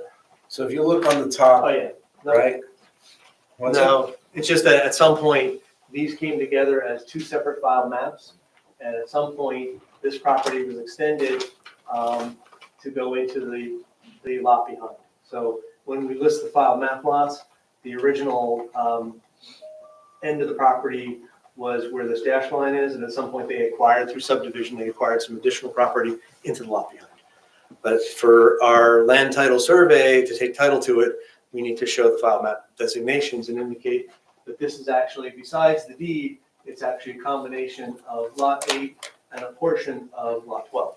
Yeah, I'm just bringing that to the attention of the board because it seems that at some point, that whole alleged flat area was not what it is today. Well, it was added on. I don't know if the topography was any different in the upper. No, but it was added on in terms of ownership and use. Yep. Potentially. Question, so if you build this pathway, which I think is really a good idea, I think it is a good idea. It'd be nice to be able to use part of your property, because the substantial presence you can access right now. Is there gonna be a fence? I know there may be variance involved with that, but to stop To the your top of the children from wall? falling down into the pit? We have 3 young children. Fourth to come, we will have a wall on top. Oh, yeah. Well, We have a lot of, sorry, You not a might wall, need a a variance for fence. that. I mean, I a don't know. fence can be placed on the back behind the wall with no variance relief required. It has to be 3 feet back. Fence is not required to meet the same separation requirements. So in terms of getting, once we do that walkway, 3 feet back from the existing wall, we would put up a small fence to keep children from I getting know, down and coming because down. that's But scary. that has to be, that's separation by 3 feet. That would be not require any variance relief at all. As far as the, I don't know that, we basically want to keep kids away from Yeah, definitely. retaining wall here. Once they go up there, I wouldn't do any protection along the path. That's just kind of fun. Right. But But there is that's the the intent pit to, there, as right? long as we're 3 feet back, we can put up to a 6-foot fence. We can probably do a 6-foot 3-foot fence. Barbed wire, Um, right? You can't- We might not need a barbed wire, but no, there would be a safety fence that's got to be installed. If we're going to allow a path for kids to get up there, we certainly want to have Yeah. some safety along Yeah, the top for wall sure. there. Like I said, I didn't show that because it doesn't require any variance relief, but that would certainly be something that we would do anyways. And we would agree to, as any condition the board might grant this, we would agree to do that. Interesting, there's no ordinance requiring that, but yeah. It's actually not a building, it's funny, it's not a building code issue because it's not attached to the back of the house. So it is a smart thing to do, but it's not required by, sometimes required by insurers, but not required by the building department or any building code. But it's something we do recommend. Any other questions from the board? Can we just review the proposal on all, as it is tonight, besides the pathway, which I knew, and the new walls in black and white, which you have agreed, have you agreed that you could make them conform Yes. to the step back We could. requirements? Well, what's going on with the turquoise walls? These So are the the as existing. Turquoise walls will go from where the black and white walls start. The turquoise walls to the left of that wall will be removed. Okay. And the turquoise walls to the right of where those black and white lines intersect, those would be to remain. Okay. Thank you. Do we have any questions from the public? Do you have any comments from the public? I don't see any, so I am going to close the public portion. And I would love to hear comments from the board.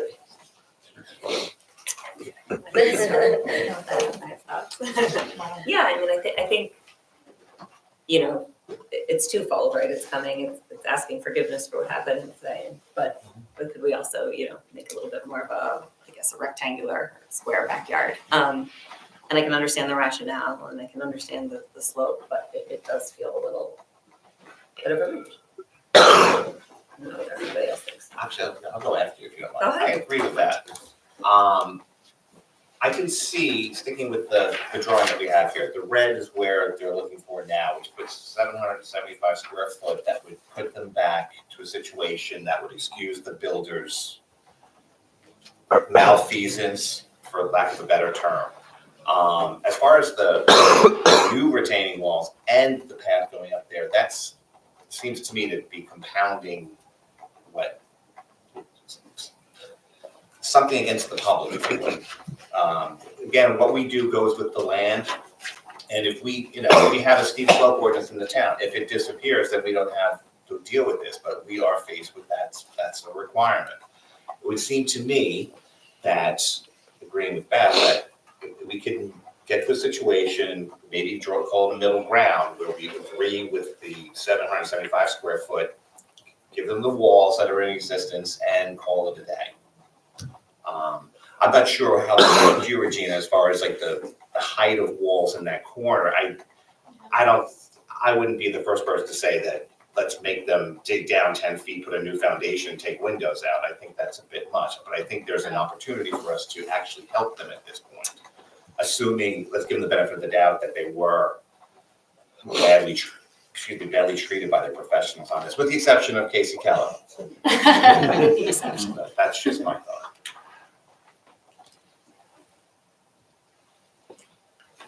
Yeah, look, I mean, I agree with most of those comments. I do think we should put them in a place where I was going to say malfeasance, but I don't want to go that far. But what the builder had done, going to get them back to kind of where they should be. To me, the stepping stone path seems like a reasonable thing to do. It's a good idea. It makes the property more useful. So I actually I don't have a problem with that. I do sort of think that asking for the additional walls, or the change in the walls that are marked in black seems to be a bit of a reach. But I think the path, to me, just makes sense. We might need to see if Rich can even do a path Yeah, without without- those walls. Yeah, Right, well, if that's not that's possible, right. then We can open it, Reopen it. yeah, we can reopen it, yeah. Yeah, I can unequivocally do a path without the walls. Actually get more separation, so I can easily design that path. It would basically take the limited disturbance and kind of put it right around the stepping stone. And we're not talking about major disturbance, but technically, where our ordinance is written, if I put a plant in the ground, I dig a hole and put a plant in, that's disturbance. So I could certainly do just around the stepping stone path and eliminate those three walls, leave what's there, and does not require the three modified walls. that seems to make sense to me. It seems like common sense to me that we should allow I think that the applicant would like to speak, the public portion's still open, yeah, okay. Just in terms of the path, our aesthetic and what we would go for in that design would be a natural path. I don't know if that changes your minds, or, we're not gonna put like a bluestone, thick, rock thing. It would be much more natural, and that would be our plan. We'd work with Rich to figure out how to design it, but it would be something that we built into the wall, look like a nature path. We just wanted to have some play space for the kids, because right now they have nothing. And last thing I would add is, by the way, we did speak to not only the Esquivals and the husband, we have actually spoke to all the neighbors around us, and none of them are here tonight because we vetted the plan, they have no problem. Now that we've managed the walls on the left side with the town's working on the sewer, we have met with the other owners in the area, including the Esquivals above us, and they had no problem. Thank you. I'm gonna close the public portion again.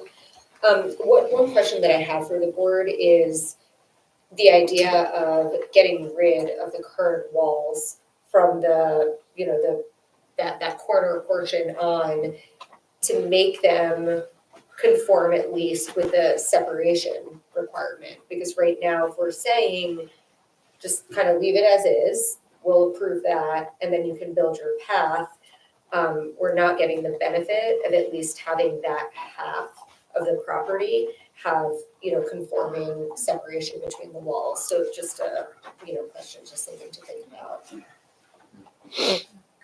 So since they're willing to remove them in the first place. Yes. Yeah, I mean, from my standpoint, I think this is, the way we're proposing about the steps that will take up to the area which is usable, I think that's clearly fine. In terms of the walls, I think you kind of mentioned about bringing it closer. Hearing what you just said about, getting the aesthetics and making it more usable, at least have some portion, dropping the current wall. Maybe a little late, but, I think just as Joe mentioned about, trying to work with what we have here, it's late, but I could kind of, be okay to, go ahead with that, but it's not something which we've been happy with, as we kind of laid out earlier, but, something which we are, as a board, be okay to support this. Not to interject, I'm sorry. I just want to let other thing for the board to consider. I mean, just remember that we are going to have a number of matters. We have a couple from us now that it was designed a certain way, and they went roughshod, and they put up whatever they wanted to. Just remember, so not that we're setting a precedent by this case, but it's not the first time that this has happened. So I would look to try and be reasonable to help in this situation, but not to expand upon it. Can I just remind the board Sure. just one thing that, we as a board, or you as a board, are a board of adjustment, right? We pull balls and strikes in terms of granting and denying variance relief based on positive and negative criteria, this evening for C1 or C2 or C2 variances. We are not an enforcement organization, right? So whether these walls were put up properly or improperly is really not before this board. Are they facts that have to be taken into consideration because they're facts of the case? Absolutely. But you should really look at the relief that's being requested regarding the steep slope disturbance, the wall separation, et cetera, and determine, has the applicant met the burden of proof of positive and negative criteria. But in the context of that, you are certainly permitted, as part of your role in trying to mitigate deviations, to say, hey, look, this is too much, whatever this may be in your own eyes. So just to kind of remind you. So I'll go next. I actually think your proposal, quite frankly, of the black and white, just for lack of better term to identify them, those walls don't bother me as long as you agree to do the separation, and I think the pathway is an excellent idea. I have less problem with that than I do with asking for the variance on the steps in between, the separation steps on the existing walls. That to me is a safety concern. I also think there's going to be drainage problems, that there's a reason those step back ordinances exist, and I am very uncomfortable, and I feel bad for you because I think it's going to lead to misery. I'm concerned about the integrity of the wall. I'm concerned about drainage on that wall. I'm probably a little bit, I agree with all your comments, but I have to say I'm more comfortable with what you're proposing in terms of mitigating access to the backyard than I am with leaving those corners. And I feel like these turquoise walls are a problem. And to your point, Mr. Caulfield, it's like, what if we say, oh, we'll just forgive it because it exists, but it's sort of like, wait a minute, people just build things and it's so wrong. And then we just forgive it because it's already up. That's not really a reason to forgive it. No, that's not what I was saying, forgive it that it's already up, I mean, just to give them the benefit that, assuming that you take their word for it. It's that not they're- their fault, it's the builder. Well, again, take their word for it, that it's not their fault, that it's their builder's fault, that, And there were inspections. and in their inspection, so we assume that, at least I can assume at that point that it was put up according to the way it was supposed to go. But, I was gonna ask Jessica too, like these, which one is this? Turquoise. Turquoise. Turquoise is what it's called. Would you ask them to move that wall, to separate it out? Or Me? You, yeah. you No, said because something. he testified that he can't do He it. can't do that, He okay, can't do good. it, it's too close to the property line. But all I'm really all my position is that they had a situation where they were looking for 971, something like that. 75. Disturbance, and all I'm doing is trying to stay with the requirement of steep slope to limit as much as possible, but help them out in this situation that they've described to us. And that would be the red-lined area, and inside of that is the turquoise walls without any other new walls or pathway. That's all I'm saying, that's kind of my thing in a nutshell.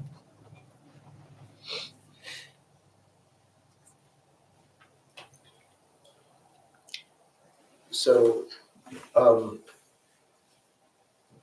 you might want to ask the applicant, if they, based on all the comments of the board, right, correct. What they want to do. Yeah, especially because, whatever the board's gonna ultimately vote on, it needs to be clear in terms of the Yeah, I was actual gonna say, 'cause how calculation you of even steep slope yeah, disturbance. like, you Yes. can't separate it and do it all on the fly.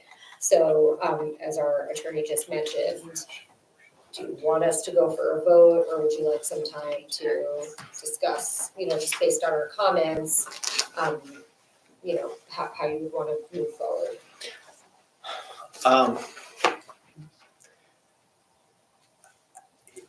We've indicated that we are willing to do one of two things. One, the path can be constructed, it would cut down on some of the steep slope disturbance. We certainly would be willing to either increase the separation on the existing walls to conform, or not build those at all. And so I don't think they're materially going to change. I think that can be described orally or written. I don't think it needs a redesign of the drawings per I'm se. sorry, when you just said the existing walls that can be separated? Yes, I- Are you talking about the walls that we're seeing right now, down, no, like not on that plan, on the picture, on your photo board? Those walls that are, not that side, the other side, are you saying you're willing to take those existing walls and separate them? You're No. talking, so it's not the existing. No, walls, if I said it's the existing, new- I guess I meant the It's proposed. you meant the proposed This walls. would,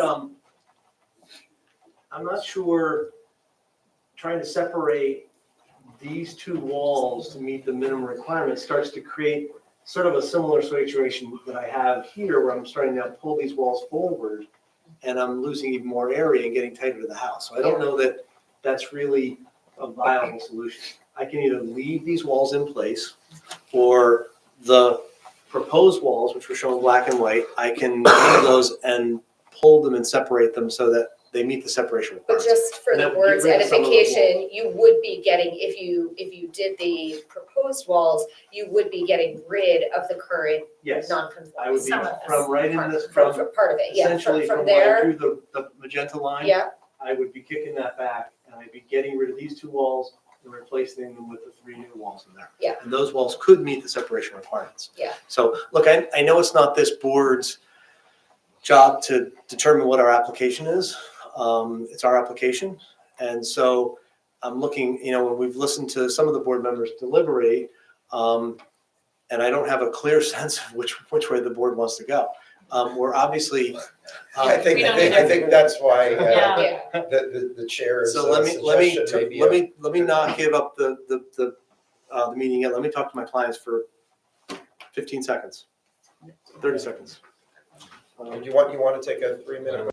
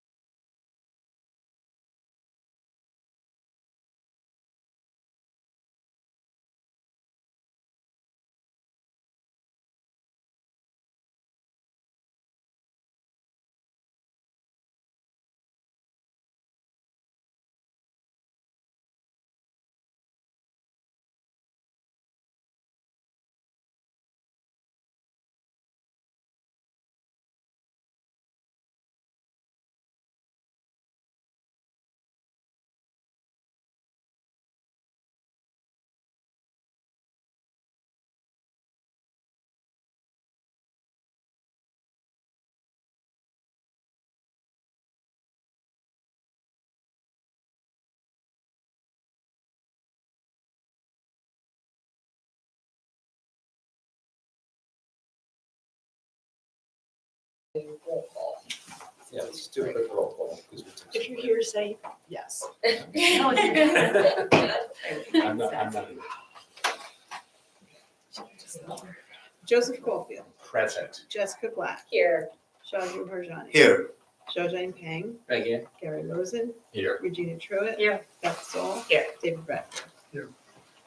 No one has escaped. Just check. So we had a very emotional conversation with my clients who come from two different perspectives. Katie obviously really wants to create a play area for the kids, and that's important.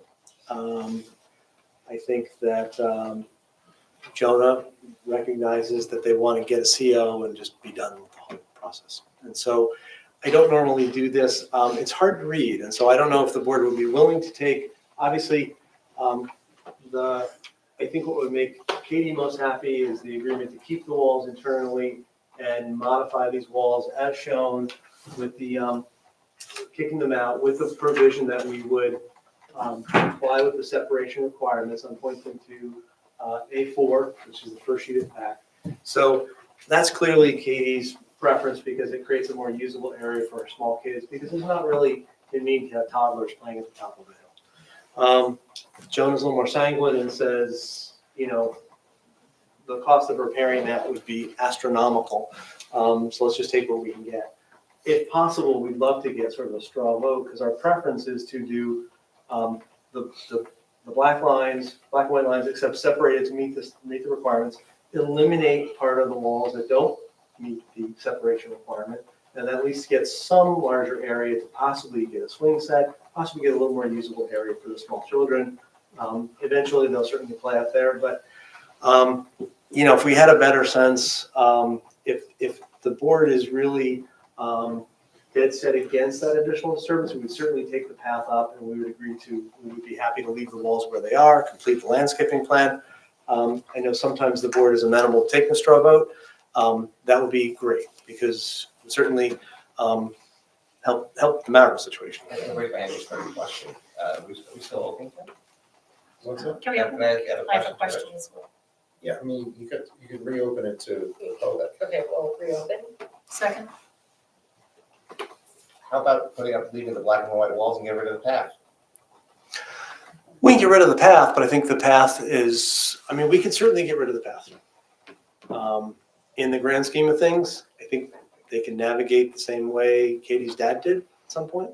The reason I say that is you want more room for the children to play. You mean on the lower? On the lower, versus the upper. yeah.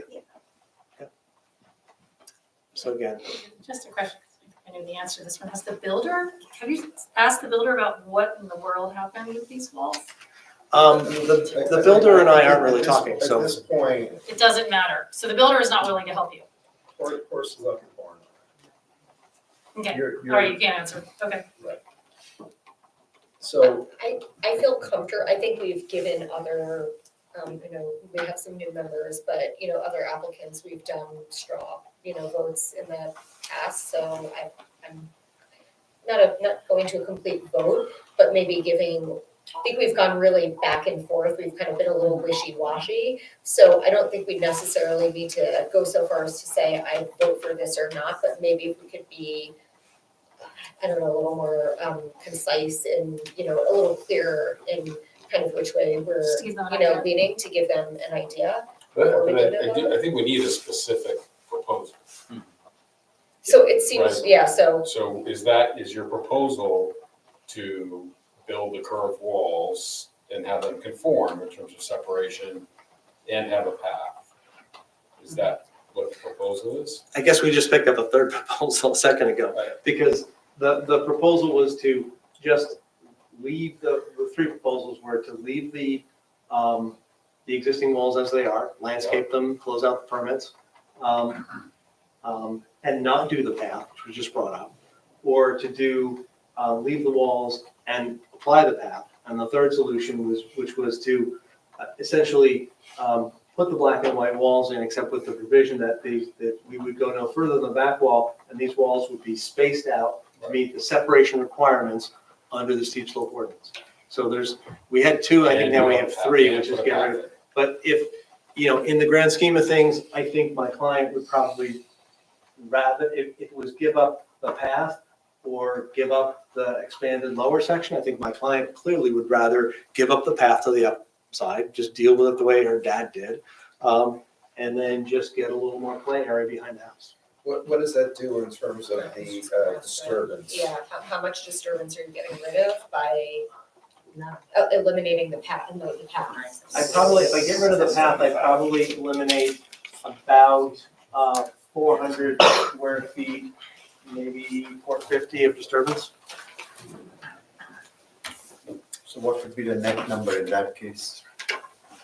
So you're at 2831, if I'm not mistaken. Yep. Probably about 2300? Yeah, so the total green area was 775, but obviously we're keeping the walls in separation. So I would say you're probably taking about 450 out of that, 50 minus. That brings us down to 2381 or 2375. Can I get a clarification on the path? Are you cutting into anything or you're just putting stepping stone on it? What is gonna happen on You're that path? basically, because instead of a slope, so you're probably cutting in about 6 inches on one side and filling on the other side, or you're just cutting in about 8 inches on one side. So it's not, but you have to still, I guess, It's entitle technic- it it's technically technically, but it's disturbance. not, let's be honest, it's not that much disturbance to do the path. It's not like the walls. No. The path is minimal, Yeah, although it's- it does add Like I numbers, said, but it's, in reality, it's minimal. yeah, planting a tree is disturbance. It's 20%. 20% It's of, 20% of your disturbance. Yeah. So we would be happy to eliminate the path, I think, in favor of the wall configuration modified to meet the separation requirements, and just deal with the backyard as it is. I think especially when you have younger kids, it's probably more important that they have a play area here than they have a play area at the top of the hill. And so they can deal with that in the I future. have a question for our attorney, if I could just ask a second, this path, if we vote no on the path, are they forever forbidden to do a path? Or can they just take that off the plate so that it's not a no? Unless the steep ordinance changes. It's not forever. Like, it wouldn't be like Judas, Where what you I call it, should- res judicata. Thank you. Res judicata, Res no. So in other words, if this application as a whole, all the asks, if it was denied, they couldn't come back in with the exact same application 2 years from now. They would have to make some significant changes to avoid what we said a bunch of times about the doctrines of res judicata and collateral stuff. Yes.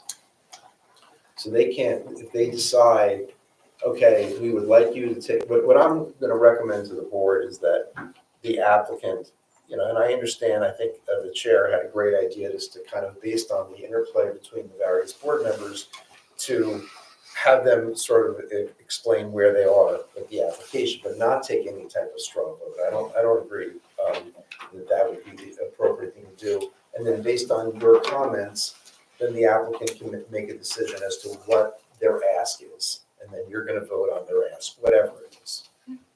I think that's fair. Just So, yeah. one you have another clarificatory question. The 2375 that you mentioned after taking out that pathway, Correct. just to clarify, that's over and above the 1,000 that is permitted. So 2300 is the disturbance, over and above the requirement.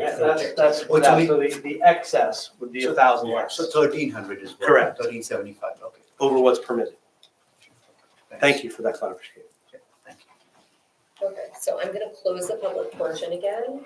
And if it's okay with everyone, would like to start and then we'll go from there.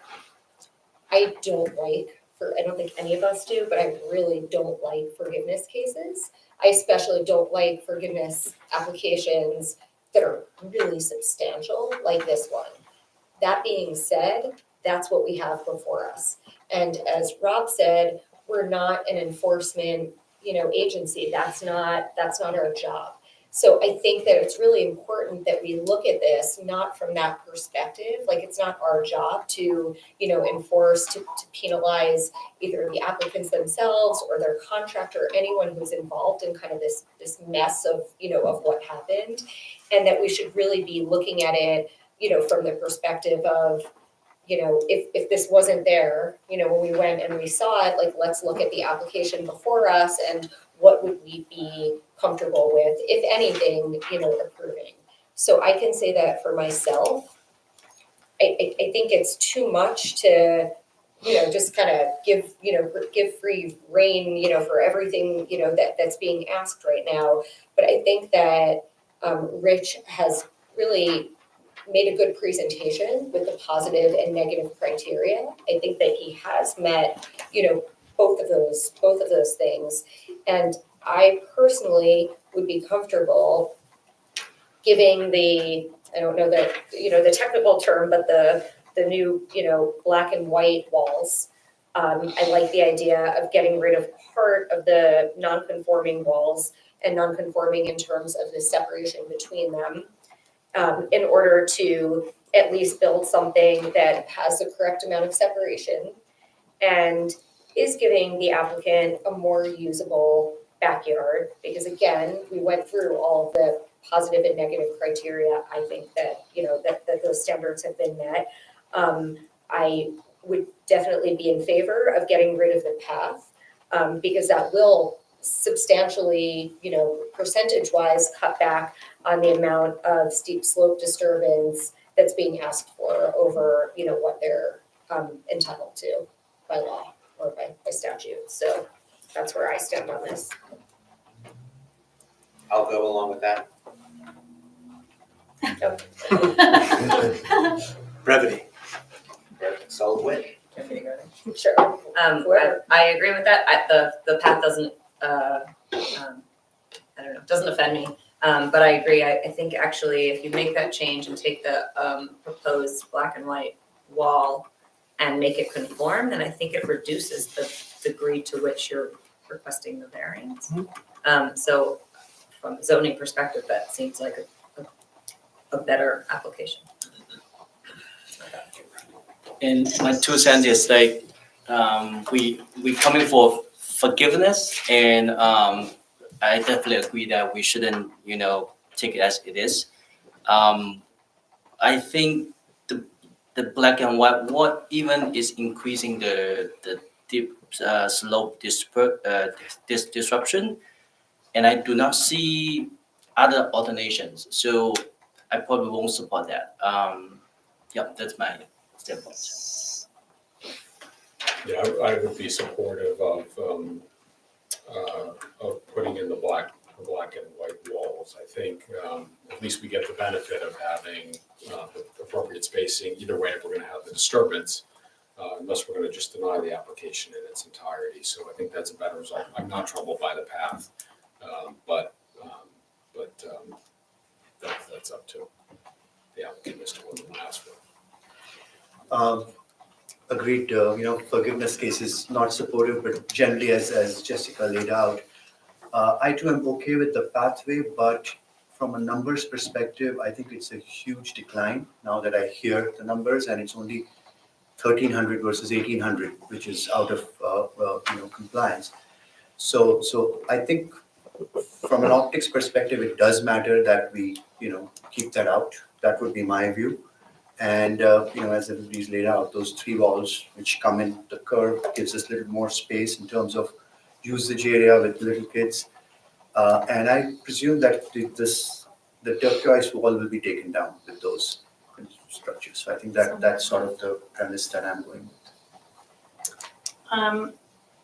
I am in favor of doing the black and white walls. It actually takes up almost 30% of the offending turquoise walls. So I think it's a brilliant idea, and I'm not worried about the optics of granting the pathway, because in reality, you're not really disturbing that much, even though numbers-wise you are, but in reality of what is actually being disturbed, that's not much of a disturbance in terms of the actual hill itself, since you're only doing 8 inches down. So I would be in support of the black and white walls with the proper separation between walls, and I would also support the pathway. So clearly, our decision would be to modify what we're calling the black and white proposed walls from where they currently intersect the turquoise walls to the left of that will be removed. the spacing between the three walls would be modified to meet the ordinance separation requirements, and we would eliminate the path up to the top. So that would be, I think, consistent with the bulk of the feelings expressed by the board, and that would certainly be acceptable to my clients who've just given me the nod. So does everyone understand the current proposal? Would someone like to make a motion on the current proposal? I would move to approve it as stated by Mr. Kelly. Someone second? I'll second. Chandra Harjani, Yes. Jiajing Tang, I will not be supported. Gary Rosen, Yes. Regina Truitt, Yes. Beth Stoll, Yes. Jessica Glad, Yes. Joseph Caulfield. Yes.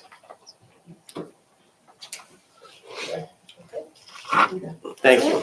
I know, it was a difficult application for the first one of the year. Thank you. Yeah. It's tough.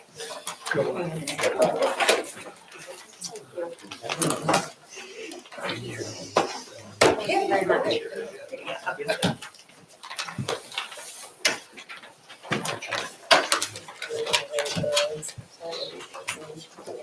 No, I was, great job. Hard one out of the gate. I didn't hear the first part. Yeah. If it gets carried, I will. Okay.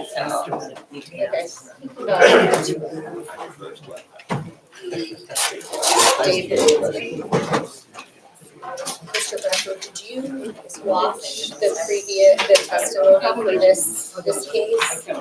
Because we had already heard it from them. I didn't realize it was recorded, no, I didn't watch it. Okay. So. This is for 110 Hobart. Yeah, 110 Hobart. I mean, if we have 1, 2, 3. Yeah, we only have 6, but it's, I mean, they're. So what Ms. Zoll is doing is she's going to recuse for now, because you wouldn't be eligible to vote if it goes for a vote today. If Would or would not? you would not, because you haven't Haven't watched. watched the testimony. However, if it doesn't go to a vote today and they will come back before us, then you would be eligible if you watch today's testimony and the previous time. That is from Ms. Zoll said she's willing to do, so I'm gonna leave it up to you if you wanna leave as well, or if you'd like to stay and Well, watch it. just, is it wrong for me to hear this and then watch the other one later? No, that's No, fine. okay, I'll stay. Yeah, But that's if, fine. well, except that if we go to a vote, then you can't. I can't vote. Yeah. Understood. It's just here for the party. So before you go, just 1 second, is the applicant here and ready to proceed on the application? Okay. Good night. All right, thank you. Oh, you'll be in time to see the moon cover Mars. Okay, so next up we have calendar 4010. It is 110 Hobart Avenue, and it's a Chaudhry family. So just to remind the board, so this is a continuation of an application that I believe had its first hearing on November 18th of 2024. The board heard some testimony. There was evidence entered into the record, A1, A2, and then 01, 02, and 03. And where are we? So doing this back in or we? Well, you were sworn the last time. We can swear you We're in all again. three, you were sworn in last Yeah, time. I was the only one that was sworn in. If I could just explain. Wait. Why don't we just swear in Yeah. everyone who's here on behalf of the applicant, since it's a new year? Your right hand, do you swear affirm testimony you give in this proceeding to be the truth, whole truth, nothing but the truth? I do. Yes, I do. Aritesh Chaudhry, owner. Your name? Sorry, I have to apologize. Brian Adams. Larry Serangle, Serangle Architects. Just spell your last name. spell your last name? Oh, Cirangle. Thank you.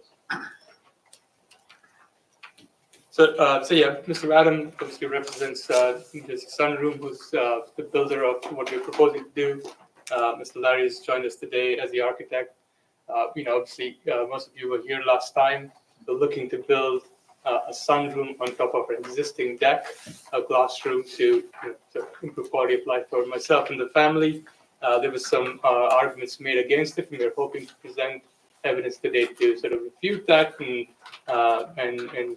hopefully hear from you guys again. So I don't see how. Larry. Can I just, if you're testifying as an architect, can I get your qualifications? please? Yes, And what's your, I'm sorry, can you spell your last name? yeah, Cirangle.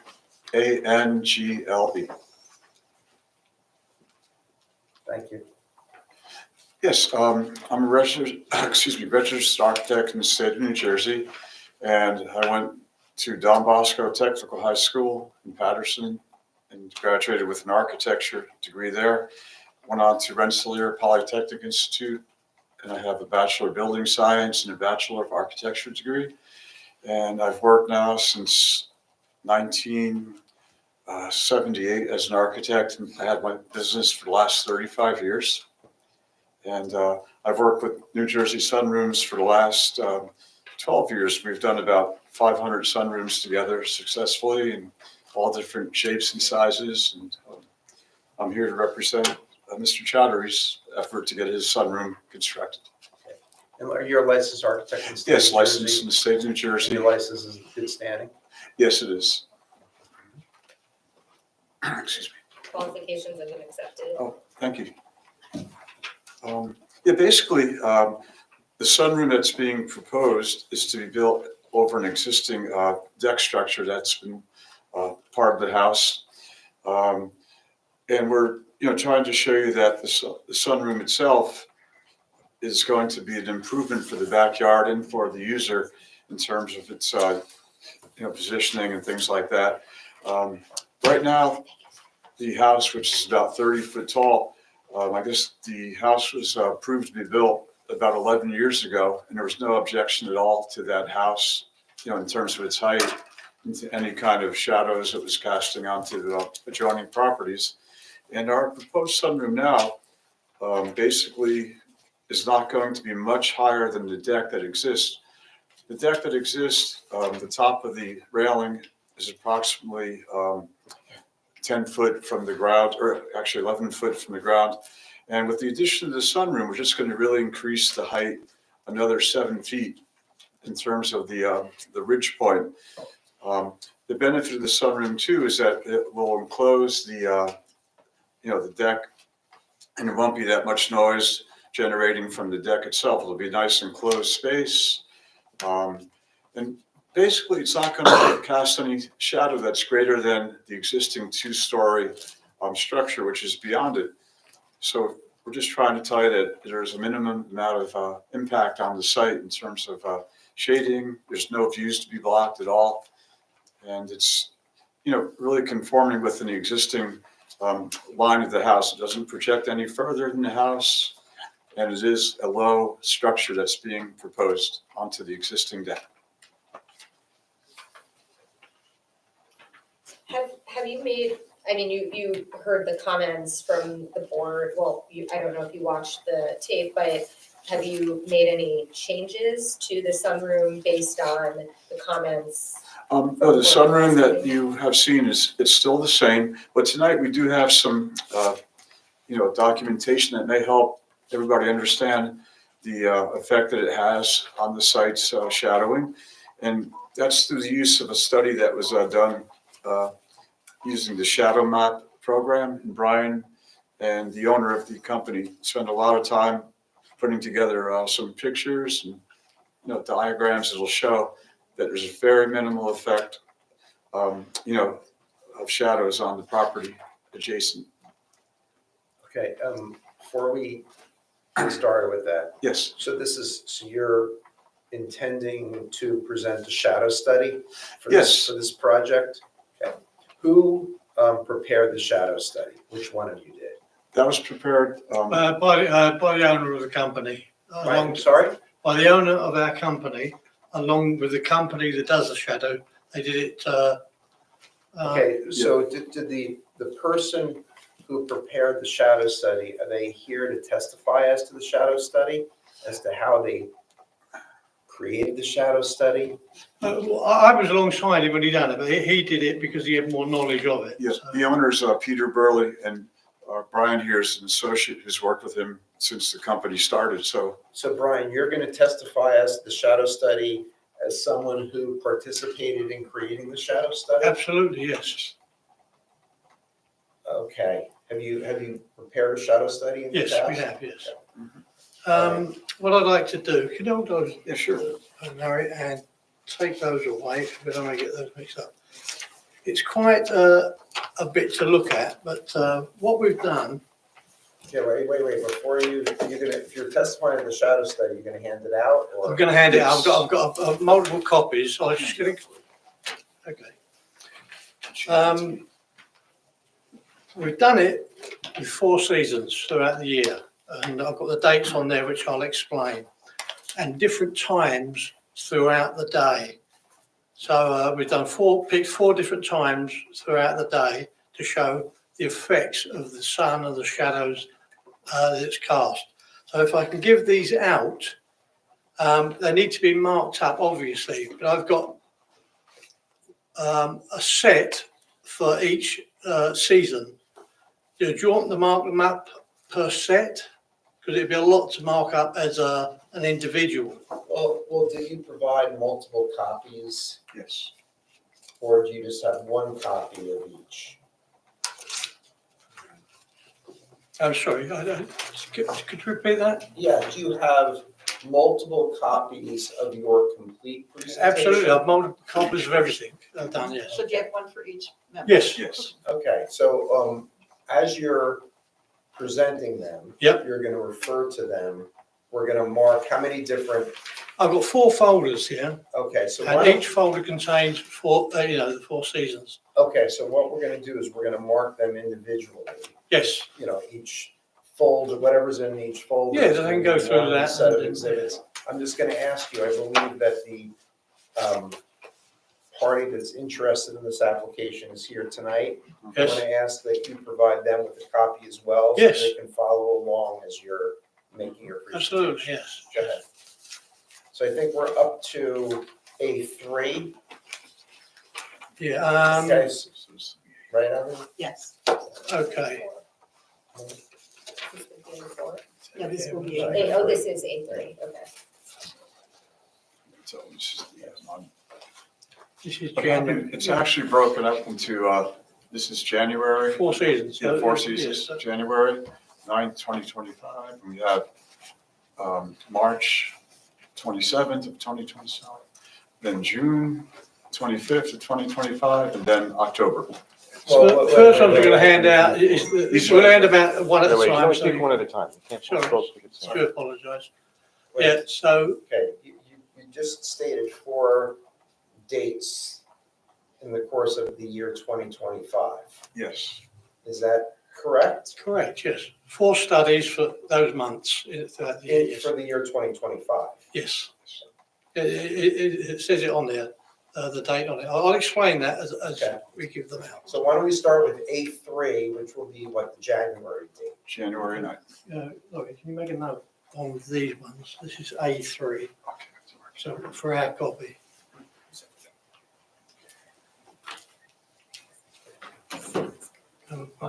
Sorry? No, just on that top one, because it's a compilation. Right. If you hand those out, give one to the, one over there as well.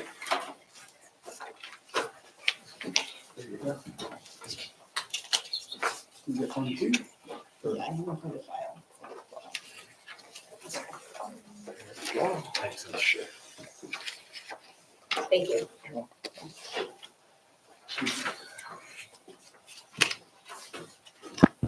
Okay, we should have fun here. So this is gonna be A3.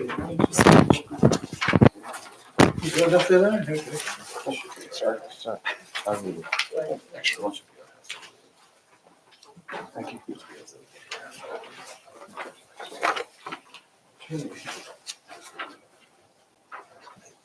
Okay, wait one second. Hold on, hold on.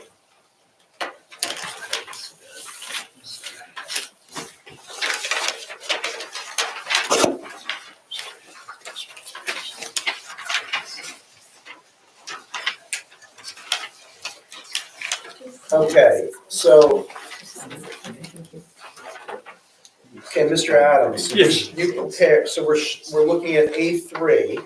Yep, Which consists of 3 sheets, correct. Different times throughout that day. different times on January 9th, 2025. Yeah, rather than just do one, we thought we'd do it at different times so you can get a Okay, complete well, idea. So what we're looking at are sheets that show a lot of green lollipops, which I assume are trees. Yes. Yeah, that's the way they do it, yes. And white, what look like buildings. Buildings, Lego yes. buildings. Yes. Great, no, one at a time. We can't both. Right, so wait a second, if Mr. Adams is the one who prepared the shadow study, he should be the one who's testifying as to the Yes. shadow study exclusively. Correct, yes. So I'm gonna try to help you out a little bit, Mr. Adams, just in terms of how you're explaining this to the board. So starting on the first page of A3, can you please identify for the board the location of the subject property?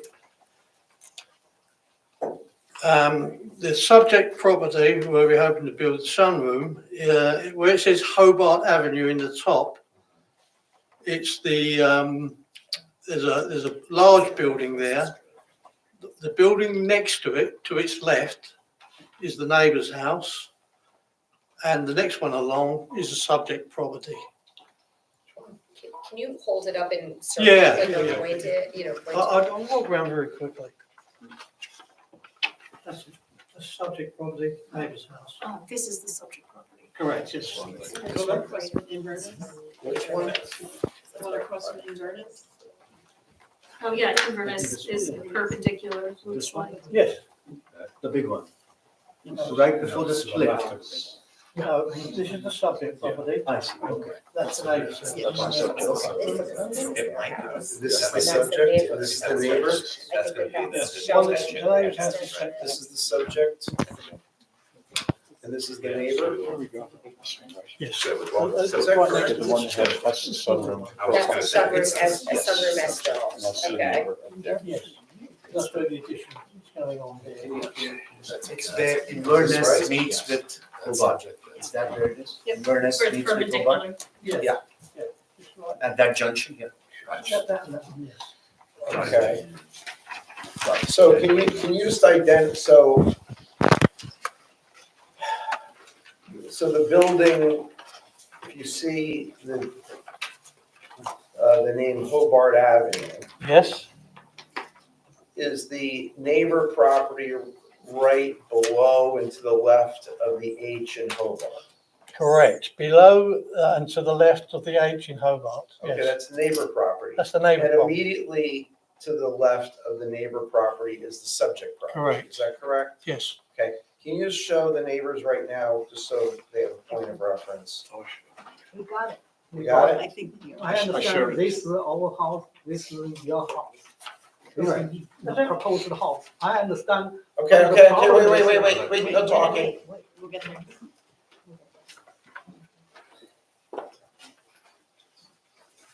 So, and that'll be the same with all the others, so it'll be the same layouts. Understood, so go ahead. So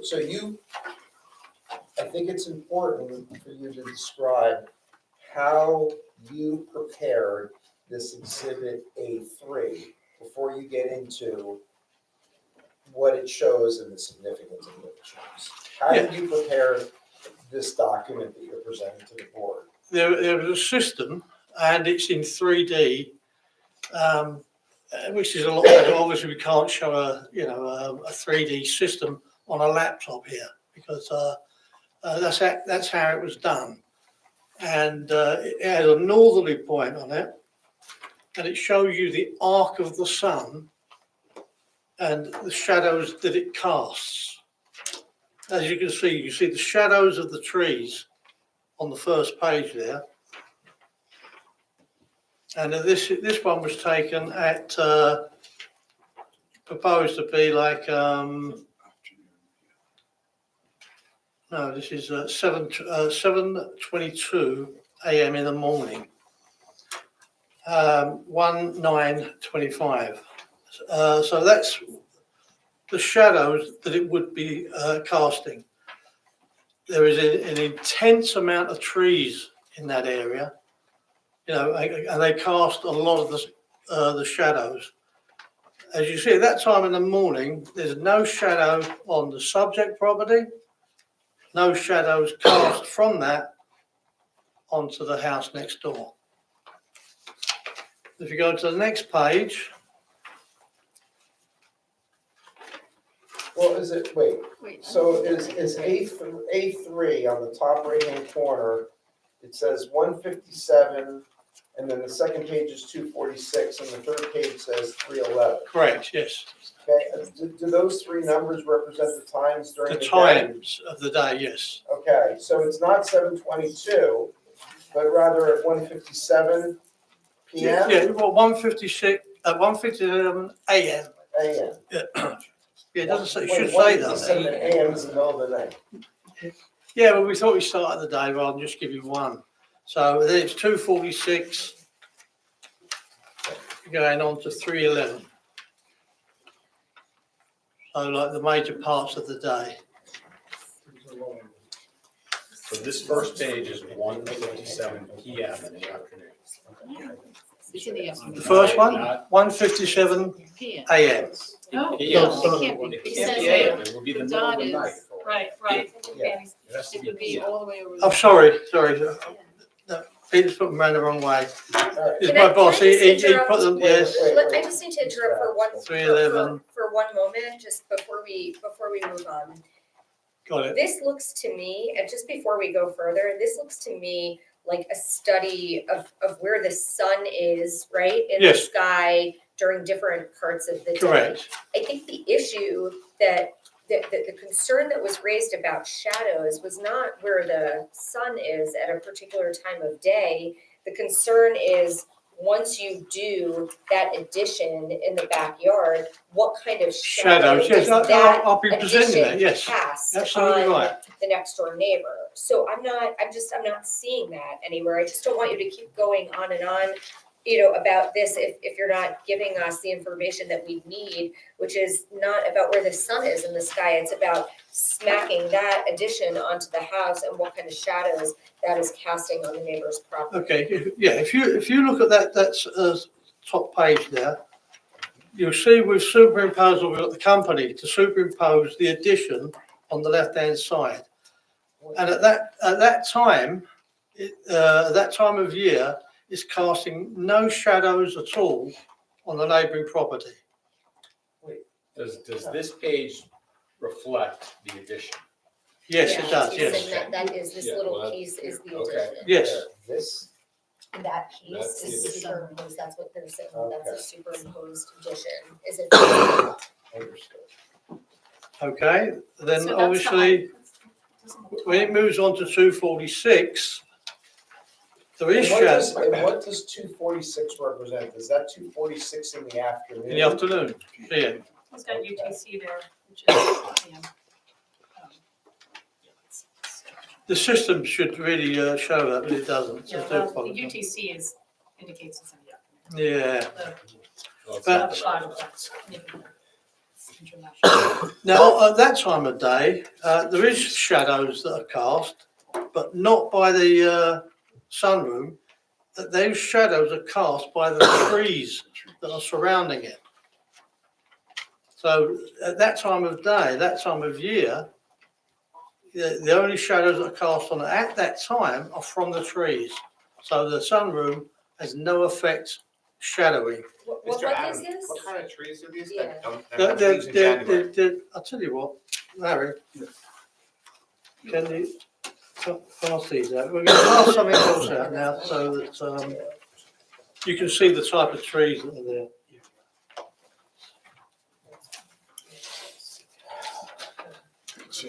deciduous trees, I believe. Just pass them out, Larry. Okay, wait. So what are you handing out right now? The question was what sort of trees? So we got an aerial Okay. photograph showing. Okay, so we're taking a break from the shadow study. Right, just to get a reference of the property. Do you want to, because these are going to be in numerical, do you want to start A3 with that one? No, hold on. You're already handing them out. So A3 is the 3-page January shadow study. Yes. And A4 is what, an aerial photo of the subject property? and Yes. The neighbor property? Correct.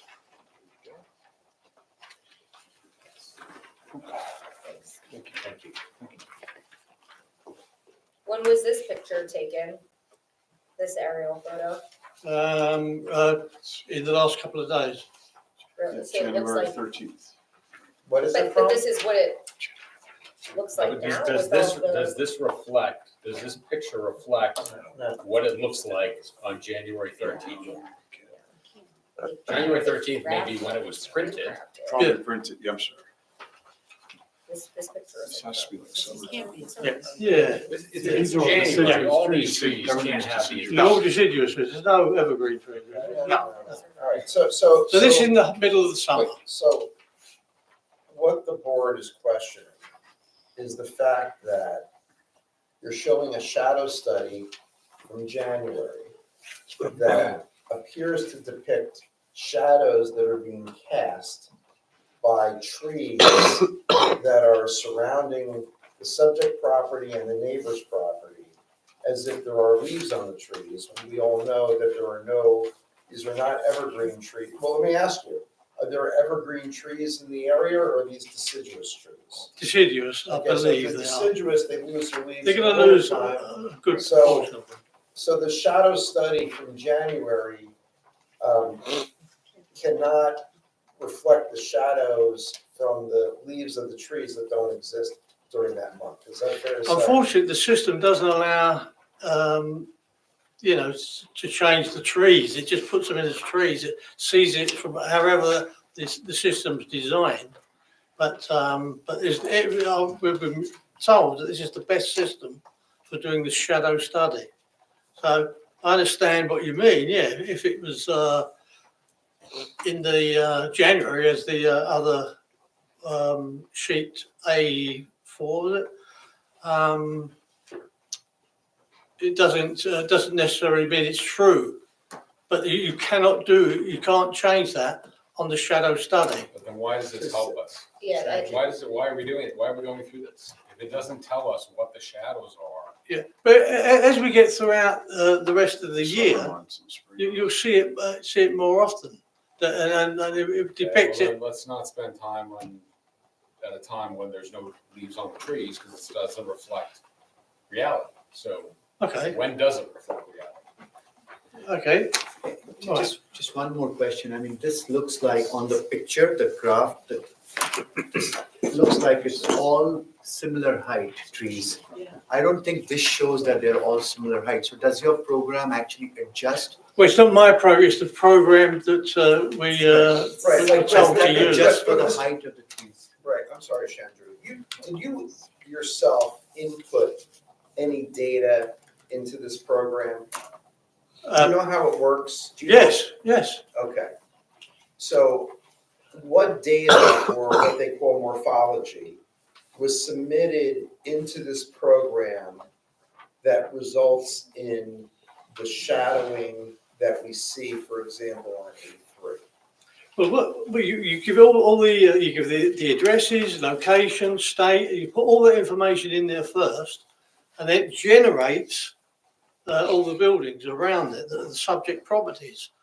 So that's something that's built into the program. I'm not because I don't understand it. All I know is we know, along with the owner of the company, went over this with us, because we said we're new to this. Yeah, we bought the program, but we need, and he helped us create it.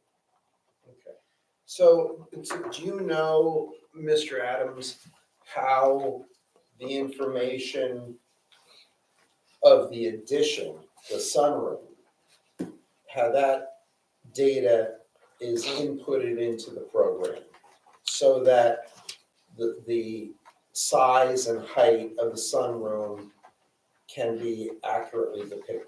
Yes, we asked the owner again to do that for us because he said it was only showing the house as the box that it is, but we asked him to show the sunroom how it's going to be on the front.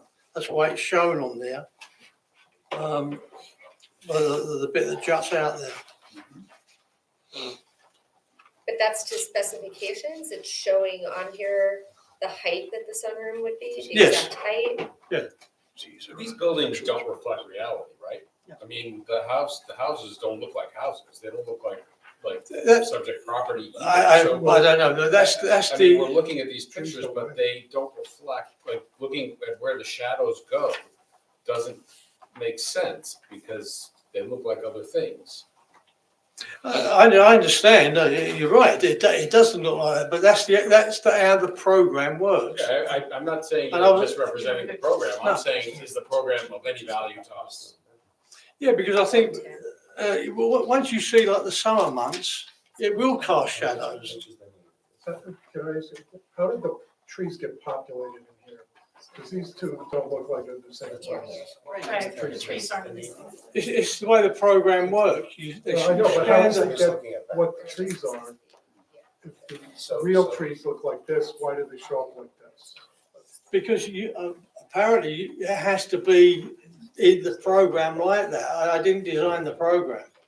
So you don't know how it does that? No, because it's the Okay, designers. But I think the Yeah, point this is is the not- position of the trees here is not the same as the position on here. And the position matters because of the shadows. So I don't know if these shadows can be accurate, So because the trees are different position. here's, I think we have two issues here. Issue number one is that it's fairly clear that the owner of the company, even though you participated in this process, Yeah. that he's the one or she's the one who has the knowledge as to inputting the data and how to input the data into this program to come out with the shadow study. Correct. Okay, so the witness who performed the shadow study is not here to describe how it all works, and that person then is not subject to cross-examination. That's problem number one.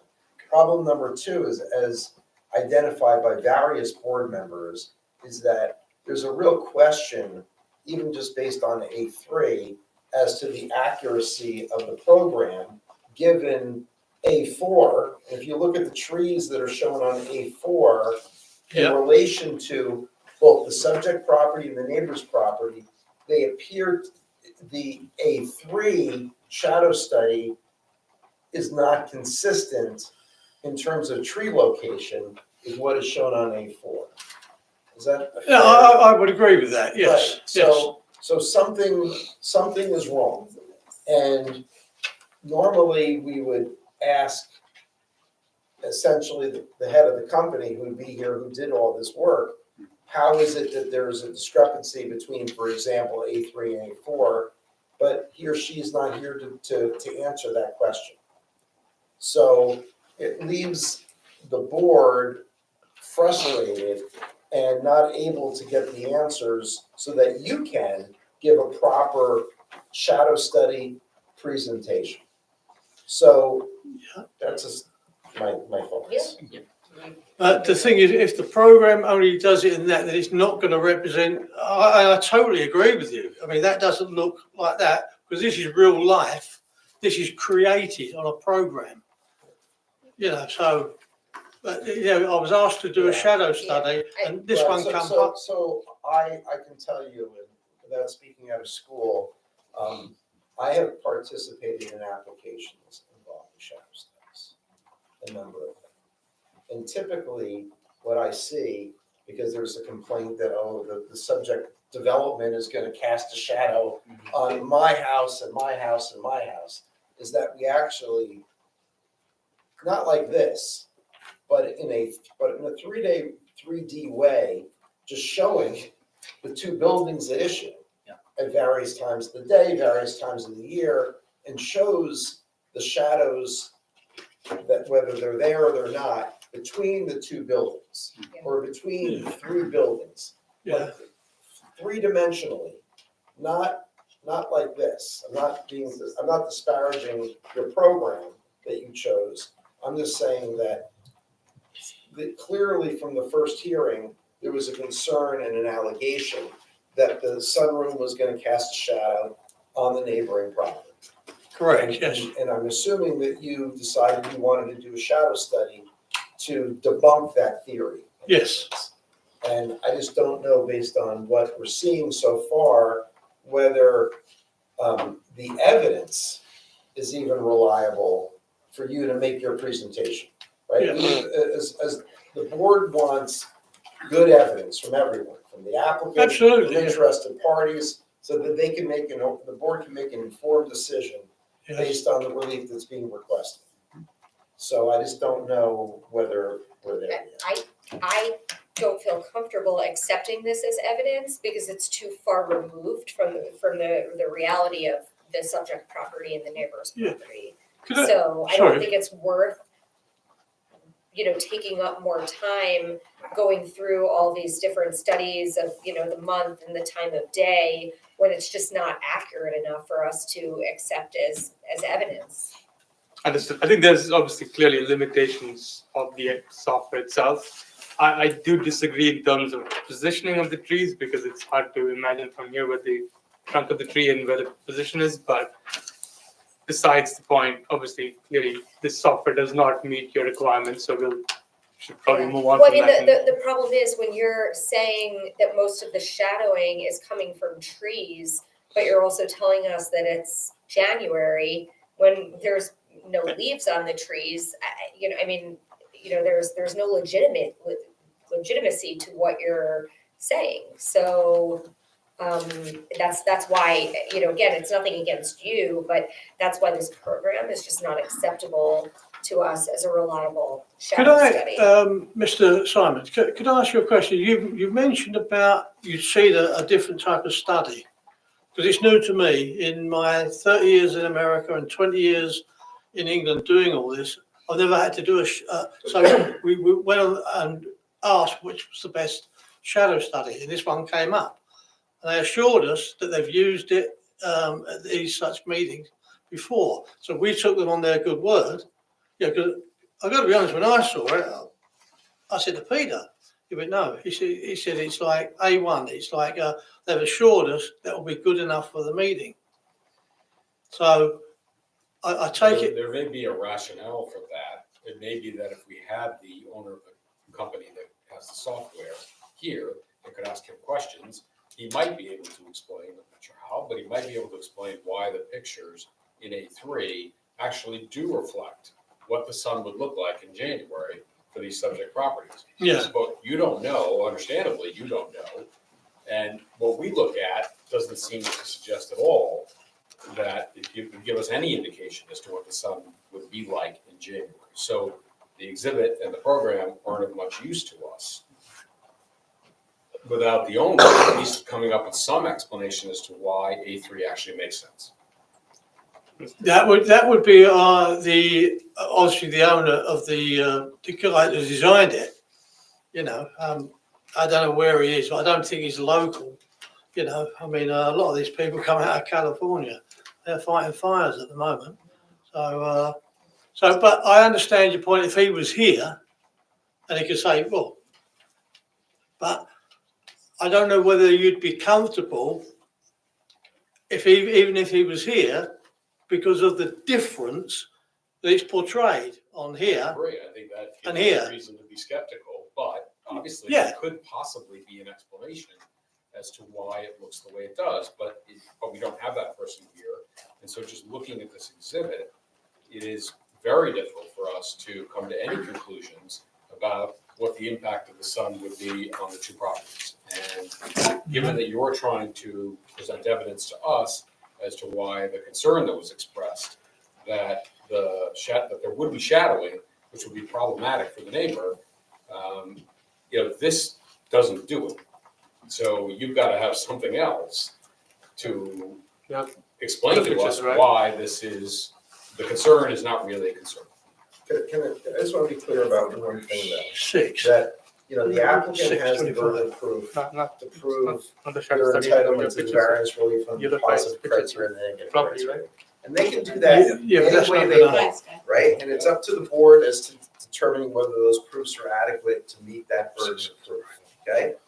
There is no technical requirement to submit a shadow study, and I believe that the applicant, probably in good faith, attempted to try to put together a shadow study to address some of the concerns from a neighbor who presented at the last meeting. They don't have to go forward with the shadow study. However, the objector or the interested party, they have a right to present a shadow study or not present a shadow study. That's up to them. And in the end, it's the board's job to weigh the evidence that's being presented by the applicant and ultimately, if any, by members of the public. So it's a long-winded way of saying you could, if you want to proceed with demonstrating that there's not going to be a shadow cast from the sunroom, I don't know if this particular presentation is the way to go. You don't have to present a shadow study, but the board, may take that in consideration in determining whether, you meet your burden of proof in terms of no negative impact on surrounding property. Yeah. Yeah, it was brought up by a member of the board about doing a shadow study, so I said I'd never heard of it, but, so I'm still green about these shadow studies, and I take it with what everybody said about the study.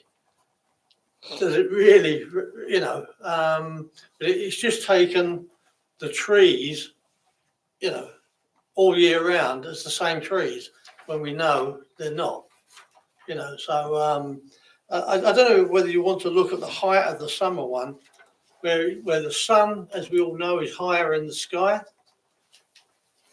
Or I don't know. I'm going to be a bit miffed because it wasn't a cheap thing, and I can only go on what people tell me, and this was represented as like being the best shadow study. So, as I said, I don't disagree with what the comments you've made about it. Can I ask a question? What is your conclusion of this shadow study? What was the point you were trying to make? Do you know what? I think it's best if you see this one, Oh, although there's it's another one? lollipops. There's more? There's 4 seasons. Yeah, I think the summer one will show exactly, because it's higher in the sky, the sun. So can I give out the summer ones, and you can I'll see defer to them? the chairperson. But would you agree that it's not only about the trees having leaves versus not having leaves, that the trees themselves, with you giving us this picture and then this picture, pretend that this was July, okay, when like everything's in full bloom, that this is not reflective of this in terms of where the tree locations are. Do you agree with that? I do agree with that, yes. So, Yeah, so again, if there's gonna be shadows that are cast by trees and not by the new addition, I don't see how that's relevant if the trees are not in the correct positions. Even if it's, the summer Yeah. when the trees would be in full bloom and the sun is the highest in the sky, if we don't have the trees in the right positions, then how is that helpful at all? I don't know where they're getting their information from. Obviously, they have to look at like Google Earth or something like that, and so they can get a visual, a satellite picture of the area. This is And that's part of the programming, so which I don't know. Well, I think it's clear. I think rather not waste anybody's time. You guys are not going to accept that. It's not acceptable. So we should move on to other arguments and see if we can still persuade you guys. Is that fair? I mean, I think that's your choice, you know, if that's Yes. what you wanna do. Yes. So I think again, largely the two arguments obviously that were made. One, the shadow itself that being cast based on not just the trees, but the existing structure of the house. Again, the exhibit that's already been displayed to you guys. Again, it's marked as 106, which is a neighbor's property, 110 Hobart, which is my property. As you can see, the existing structure is already quite ahead in terms of where it's at, where it's built out, including the sort of 30-foot sort of, structure there. And It's midway between it. and as you can see, it's considerably ahead the property already. The deck is towards tail end. It's not displayed here in terms of the new structure that we're proposing. That's the existing deck, Google photo. And we're looking to put something on top of that. The argument clearly is that by putting a sunroom on an existing deck 7 feet high, higher than what the existing railing is not going to materially impact the shadows that it casts on the property of the neighbor or the views, which are the two main arguments made. I have only one sort of set of photographs if I want to sort of submit these into evidence and sort of pass them around. Again, these are taken this afternoon at about 3 o'clock, so today. And so it is January. And there are a few of them. I'll just explain the first one before I pass it on, just sort of explaining. Okay, so how many photos of these?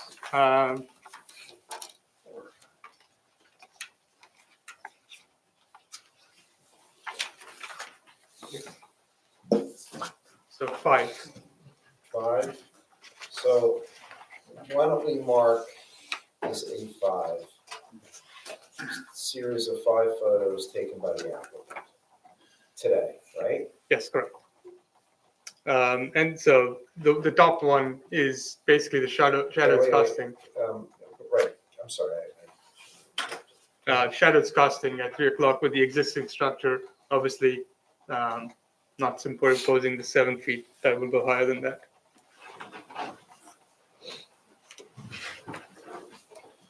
Yeah, no more arguments to make besides that. I think if you think of the sunroom, I mean, almost as a giant umbrella that's covering the Okay, deck. wait, I just wanna, did you just describe one photo and hand out 5? Yes, and No. So if we're going to have those be part of the evidence, you said there were 5 photos? Correct. I want you to describe what each photo was. Okay. When you took it, where you took it from, and what it depicts, please. Sure. Okay. Sorry, I didn't know that. That's okay, no problem. So this is taken from the deck at 3 o'clock. All of these pictures taken at the same time, around 3 o'clock today. All of these pictures are, the first 2 pictures are from my property, from the deck, facing our neighbor's deck, and to sort of depict the shadow that is casting. The third picture is just from my backyard, showing my property and showing where the deck, where the sunroom is going to be placed on top of the deck. The fourth picture is also just a picture of the shadow being cast, and then a view, the last one from my deck, showing my neighbor's property, largely to depict how far back it already is from our existing deck. So what the structure that we're building is mostly going to be already be covered by my existing living room, and not the deck that is being, positioned that we're putting up in front of it. Is that good? That was good. Okay, thank you. Yeah. And are they all at the same time around? Yes, same time, 3 yes. o'clock? Yes.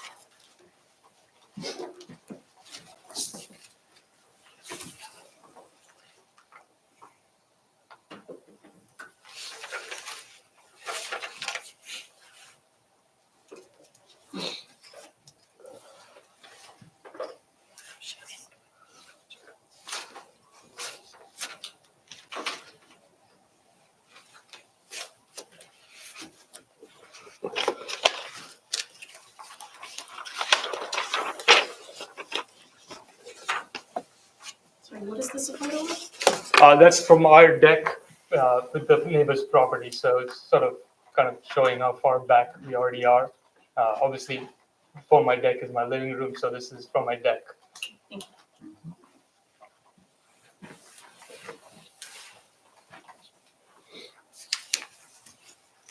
How high would the sunroom go up against the house? Because I see like a large. It would be below that upper window there, Below the window. below that window, yeah. So it's like halfway up there, so all the shadows would be cast by the taller building. Because if you look at the orientation of the neighbour's house, it is in back from it. When the sun hits, it's going to hit the upper building. So it would be in shadow from the existing building as it is now. So the lower building will have no effect on it at all.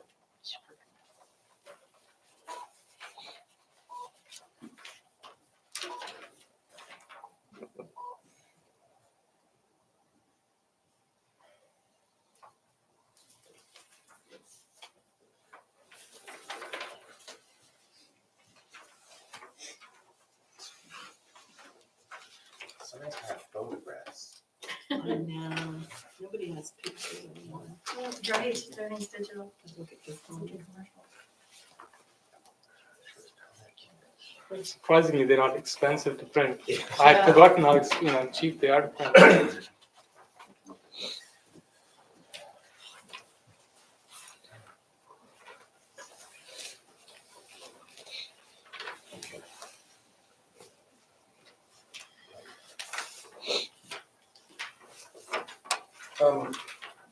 Larry, since you weren't here last time, Right, it's my first Right. appearance.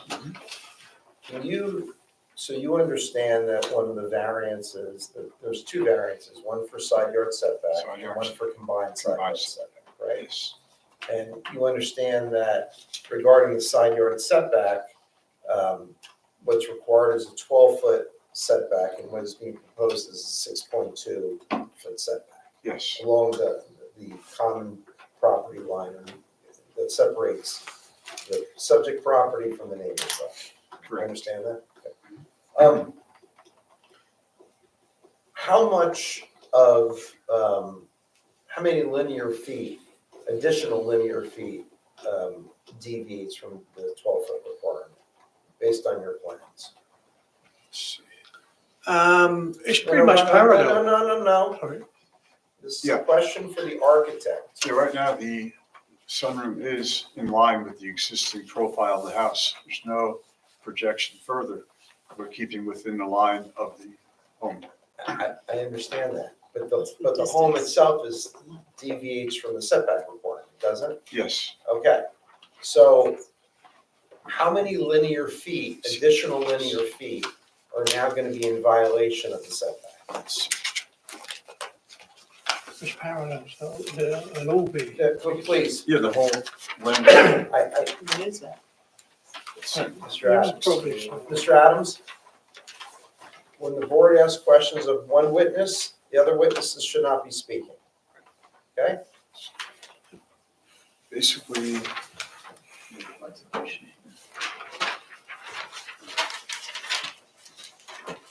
it'll be 14 foot, the length of the wall on the side. That'll be projecting. Okay, so you're gonna have an additional 14 feet that are gonna deviate from the side yard setback requirement. Correct. As well as the combined setback. Right. Thank you.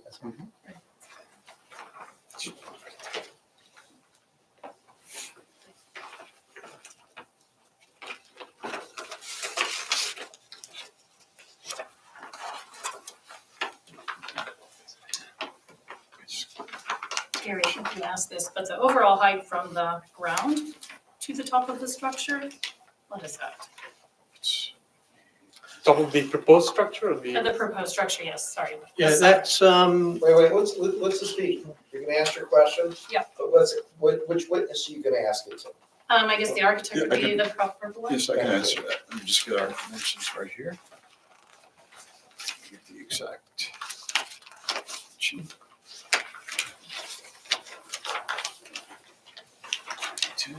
Let's see. It'll be from the ground to the ridge point, To the top of the, top of the ridge, 10, top of the roof. There's two left and right, the grade goes down. so make sure this here. 8, and 21 feet, That's to the ground. yes, Ground. right below the window line of this two-story addition. Okay, and what is it currently with the deck? What is the distance between the ground It and currently the deck? would be 3 and 8, 13 feet to the top of the railing. Oh, and to the railing. What about the floor? Floor finish is 8. The floor of the deck.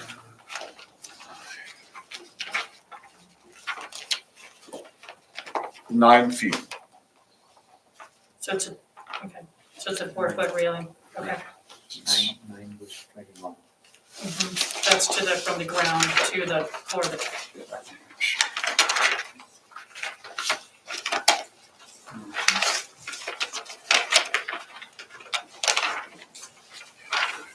Seems, they're, Grade. You're saying 21? He said 21 to the it top. shows Yes. 16 and a half. Yeah, I just tried math. So it shows 16 and a Well, on half. their drawing number 06, it shows from grade to the top of the roof at 16 feet 5 inches. So I'm not sure what's correct. On 06? That's, Oh, that, here. Yeah. Well, that's the top of the existing floor, the deck itself. It goes 10 foot higher, 120 inches. Right. That's it. Yeah. Yeah, It's a floor level, yes. that's the floor level. But they want it from grade to the top.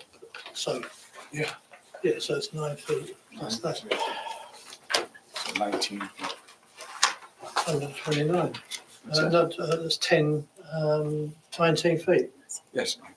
Do you have a correction to make then in some of your answers? The height from the ground to the top of the sunrail?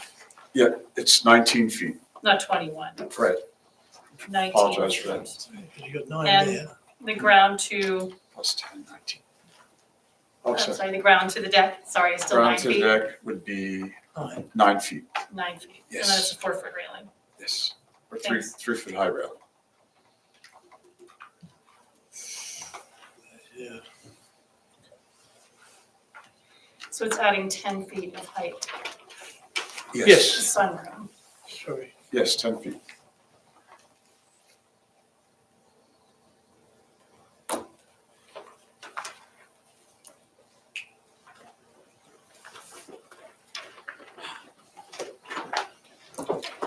Do you have any other, did you bring any other exhibits that you wanted to show us?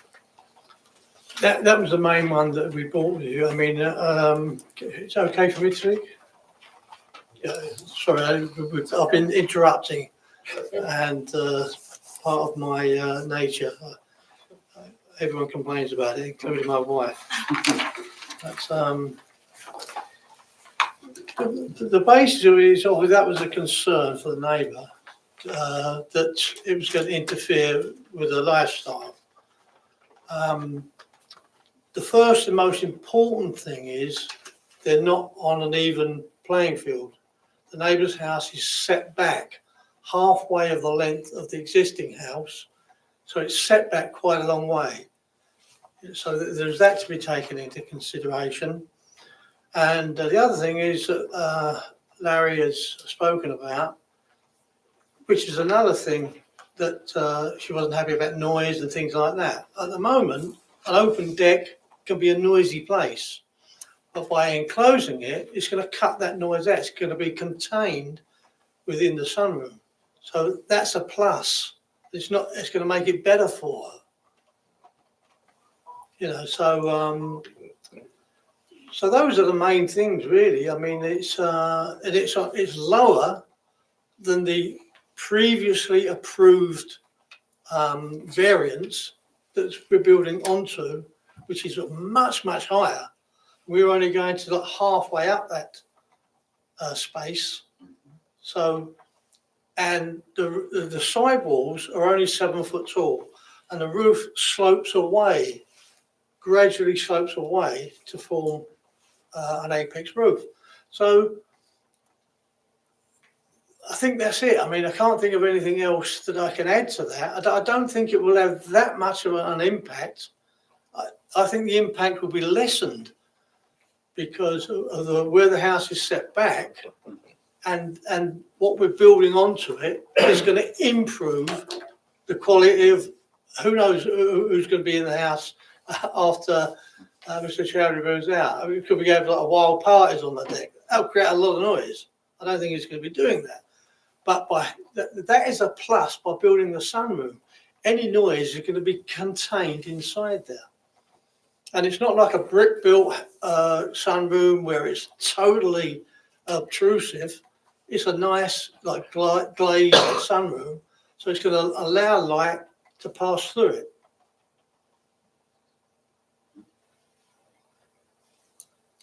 Does anyone else have any questions from the board? Do you have just questions right now? I have, our shadow study. But right now, we're only taking questions. If you have questions from anyone. We have our shadow study. Yeah, that's okay, okay. Yeah, please. Does any member of the public have any questions for Mr. Chowdhury based on the testimony that he presented tonight? Yes, I do. Do you have questions for Mr. Chowdhury based on his testimony tonight? Okay. Should I? You have say to, that? you have Okay. to stand up. No. You don't have to be sworn. You can just get up and ask. This is just time for questions. So let's start with Question Mr. is Chowdhury. about the shadow study, but I thought you already asked a Wait, very good question. I wait. just asked a little bit more. Wait, hold on. First of all, come up to where I come out. you're near the microphone. Sure, This is just sure. for questions for Mr. Chowdhury. Okay. Do you have any questions for Mr. Chowdhury? He is. No, the applicant. Africa, He gave testimony. Do you have any questions for him? you have this. Okay. Do you have any questions for, no. You have a question for Do you have him. any questions for Mr. Chowdhury? Oh, for him? Yes. No. I have a question for him. Okay, hold on. Okay. That's fine. Do you have questions for Mr. Chowdhury? I have a speech. No. Okay. Questions, no questions. Question that. Okay. We have a lot of questions. All right. Wait. Do you have any questions for Mr. Adams? Do you have questions for Mr. Adams based on his testimony? You Yes. can ask the questions of Mr. Adams. And first, our concern is winter afternoon. Okay, we can ignore. Wait, no. This is not the Yeah. time to present any I evidence. It's just that's your- my key point. So we only concern about winter. They took the picture, the last two pictures. One is 246, one is 311. Okay. Just for these two pictures. And these two pictures shows the fake tree hide their proposed sunroom shadow, right? And it's just hide it. Sir, I'm sorry. First of all, when you ask the question, it has to be in the form of a question to the witness. Yes. Okay, and I'm sorry, this is my fault. Give me your name and address, please. Stephen Wang, same address. We are same family. 106 Hobart Avenue, Short Hills, New Jersey 07078. Okay, thank you. Okay, ask the question. Okay, the question is, you put these two pictures here for these two times, and both use tree shadow to hide the sunroom shadow. But at this time, tree has no leaf, just like that picture. Just like that picture. Yes. This picture. No pictures right now. Okay, no We're picture. just asking So questions. based why on the you evidence. make this shadow study? It's totally not effective. right? Your question is, this is something that we've been over. Yeah, they already asked, but my focus is winters afternoon. Other so many pictures I ignore. I just focus on winters afternoon. So just concern these 2 times, 246 and 311. Okay, Yeah. these 2 are totally not effective, right? Do you agree? Because at winter's time, no leaf at all. Okay. They So- already That's not mentioned, passing, right? He agreed. I finished. Okay. We've established This that question, before. yeah, Okay, so that, do you have any more questions for Mr. Adams at this point? No, no. Okay, do you have any questions for the architect at this point? You said the height from the bottom of the sun deck Yes, to the top of the roof, how much? 10 feet, 10 feet. yes. But the document said 12 feet. Wait. You can't speak. Yeah. Please speak. We saw your document says 12 feet. Now you say 10 feet. Right, 120 inches is shown here. So you're referring to drawing number 6 of your plans? Yes. Here we go. See, 120 inches is 10 feet. It's 10 feet from the bottom to the top. Yes. This is not real top. The real top is here, right?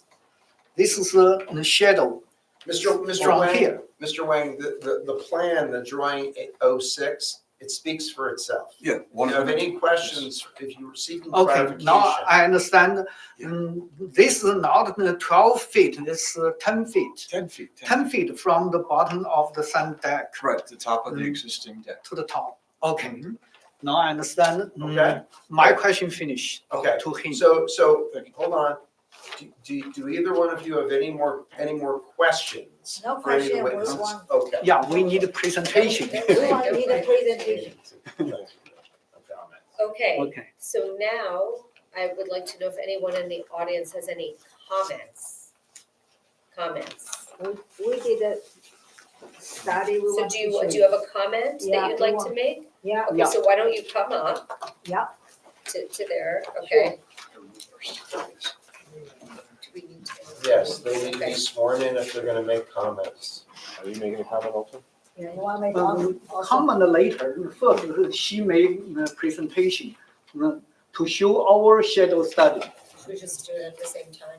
Yeah, why don't you Let's both? still do it, because if you're We gonna don't do both it. be making Okay. comments. I swear you it's both not say the gonna same allow thing. We you- do it together. You swear or affirm that the testimony about to give in this proceeding be the truth, whole truth, nothing but the truth? I do. All right, state your names for the record and your address. Stephen Wan,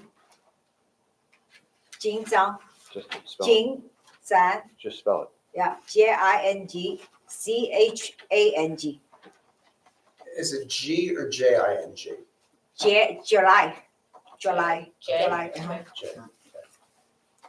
This is, should I give it to him? I made Well, him. hold on, 1 second, what, can you tell us, what is that? This is. Shadow Wait. Sorry, You're only gonna be sorry. able one at a time. Sorry. This is my property survey. The rest of it almost is a shadow study, all the pictures. Okay, wait, So, I made hang on a nine sec, copies. hang on, hold on, Dave. hang on 1 second. Hold on a second. So why don't you, can I see one of the copies, please, before you start? So this is an exhibit. Hold on a second. Just give me a second. 3.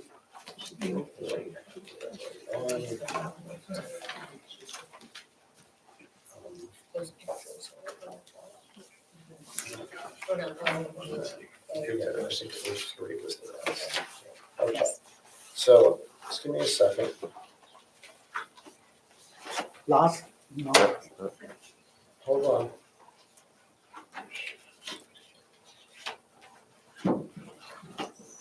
Okay. Let me see something. Where's that?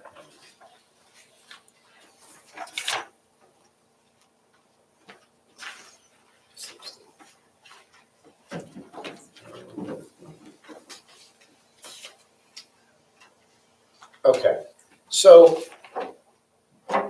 at the last hearing, we marked as 03 your written formal objection, Yes, right? yeah, Is that also included in this new exhibit?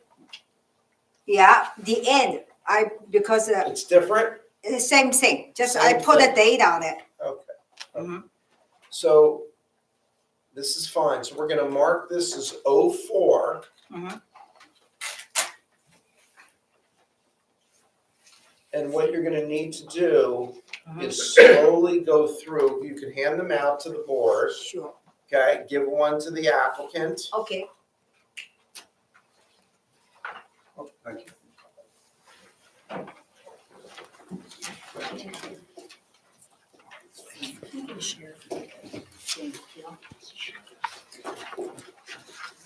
Thank you.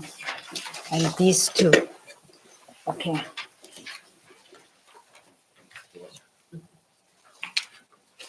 Okay, so you're gonna make a presentation right now Yes. based on 04, Yes, okay? okay. So why don't you just go page by page and tell us what's on each page? May I speak? Yeah, the thing, yeah, we'll mention the photos. Okay? I started, First tell us what this is, okay, so we know what we're looking at, okay. then you can speak, Okay. okay? the first one is from our property survey. Then the next one is we took a photo every 30 minutes from 1:30 to 3:30 PM on December 22nd, 2024.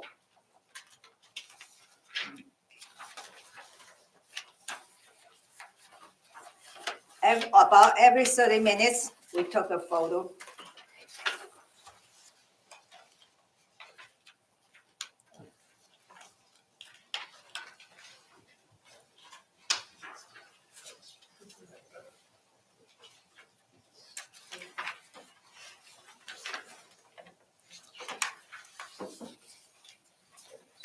And the photo 6, I have a lot of explanation to it.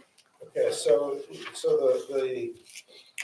photos that you just described that you took every 30 minutes, those are photos 1 through 6? 1 to 5, actually 6 is same as 4.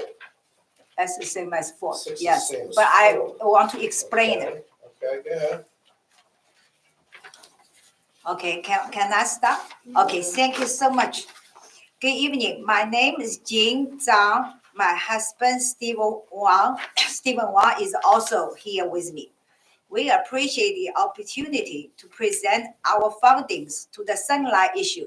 That is one of the concerns we expressed at the last hearing held on November 18, 2024. As you may recall, our house is at 106 Hobart Avenue, and we are concerned about the proposed building of a sunroom at the home of our next door neighbor at 110 Hobart Avenue. We'd like to start with a quick reminder of our specific concerns as presented at the last hearing. To help you remember what I stated at the last hearing, we provide you with a copy of a statement last time. The first handout today is from our property survey, which shows the size and the location of our house relative to our neighbor's current house and the proposed sunroom. As you can see from the sketch, our neighbor's house extends past our house by 12 feet. Their proposed sunroom on top of their current sun deck would extend this to a total of 28 feet. In addition, the sketch shows that their house and the sun deck is in a close proximity to our house and the backyard. As mentioned at the last hearing, this has raised the following concerns. First, the proposed sunroom will cause a further reduction in our privacy. Second, the proposed sunroom will severely limit our westward view. And the last, the proposed proposed sunroom will block the sunshine from the west on winter afternoons. Consequently, we believe the proposed sunroom will negatively impact the quality of our lives in the home we have enjoyed for 24 years. In addition, we believe the proposed sunroom will significantly decrease the market value of our house. To address the sunlight issue raised from the last hearing, we have included several additional photos that illustrate why we believe the proposed sunroom will cast shade on our back rooms and the backyard. 5 photos of our backyard and the back rooms from photo 1 to photo 5 were taken about every 30 minutes between 1:30 and 3:30 p.m. on December 22nd, 2024. As you can see, due to the extended back of our neighbor's house and their white plastic fence, the shadow grows over the 2 hours on our side. Obviously, this situation will be much worse with the proposed 12-foot-high sunroom. We believe this sunroom will further block the wintertime sunshine to our backyard and the back rooms. The following is our justification with evidence. After past Thanksgiving, our neighbor installed several metal posts for holiday decoration lights along the edge of their current sun deck. The height of this post is estimated to be half the height of the proposed sunroom. Photo 6 shows the 2 metal posts marked with green and orange colors on the sun deck, and their corresponding shadows cast on our back wall vinyl. The post marked with green is located on the corner of the sun deck, and its shadow actually indicates the contour of the shadow that will be created on our back wall if the sunroom is built. Based on the height of the post shadows and the height of the proposed sunroom, it can be reasonably predicted that once the sunroom is built, at least the area below the dotted red line will completely lose the sunlight that our back rooms currently can receive in winter afternoons. We can also reasonably predict that the proposed sunroom will block the sunlight to part of our backyard in addition to our back rooms. The further blocking of the precious wintertime sunshine to our backyard and the back rooms will be a large loss for retired seniors such as us who spend considerable time at our home and in the back of our house, enjoy the wintertime sunshine and its health benefits. This will also decrease the market value of our house. Both are completely unacceptable to us. We want to thank you again for the opportunity to present our concerns with the proposed sunroom. We wish we had understood the importance of the hearing in 2011 when our previous next-door neighbor first renovated their house and extended the back of their house way past our house. This was a painful lesson. We don't want to make that mistake again. So we have come to this hearing to present our concerns with the sunroom proposal. We believe the photos that we presented at today's meeting provide you with additional evidence for our concern with the sunlight blocking that we raised at the last hearing. We hope that with this evidence, you will agree with our objection to the sunroom proposal. Thank you.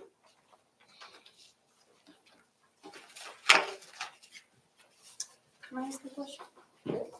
Who owns the fence, the vinyl fence? They put the vinyl fence? Yeah, just last year, that's so painful. We bought a house with beautiful view, now they cut it. And the west side view, I can see half of it.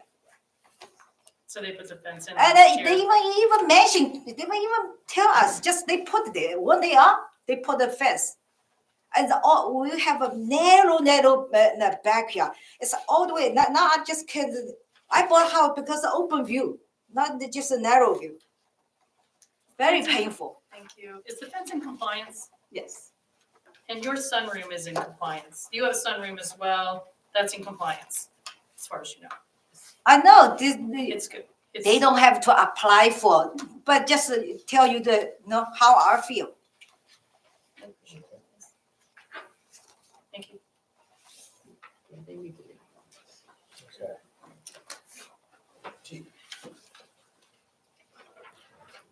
Yeah, any other questions? And that's all I want to say. Uh-huh. I hope you understand. I have a quick question. Yeah, sure. This past week, have you sat out in your sunroom a lot? The last week? Yeah, last week, The yeah. last 5 days. You sat out there a lot? Oh, I didn't get it. The past week, Yeah.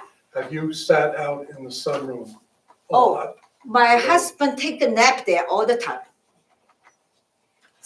Because the sun is so bright, they always sometimes he sunbathing there. They wear a short.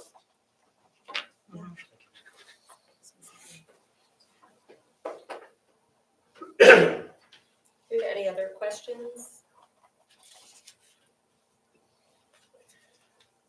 Mr. Wayne, do you want to make, you're done. Do you want to make a statement or no? Do you need to make a statement? If you have questions, I want No, to no, answer. no, no, no, this is You time for want to- testimony. You wanna Um, say something else? I think before you have a question, I think she stated very well. Okay, good. Yeah, yeah, I if you have a agree. question, You I don't can have answer. to. Thank Okay, you. okay. Oh, one statement maybe I make, because we misunderstood. We thought it's 12 feet from the bottom of the deck, sun deck. Right now, I know it's 10 feet. So the dotted red line could be lower a little bit, very little, the number 6, photo 6. Because this is based on the 12 feet, and I made the minimal estimation for 12 feet. But now I know it's 10 feet, so could be a little bit higher than the dotted red line. Thank you.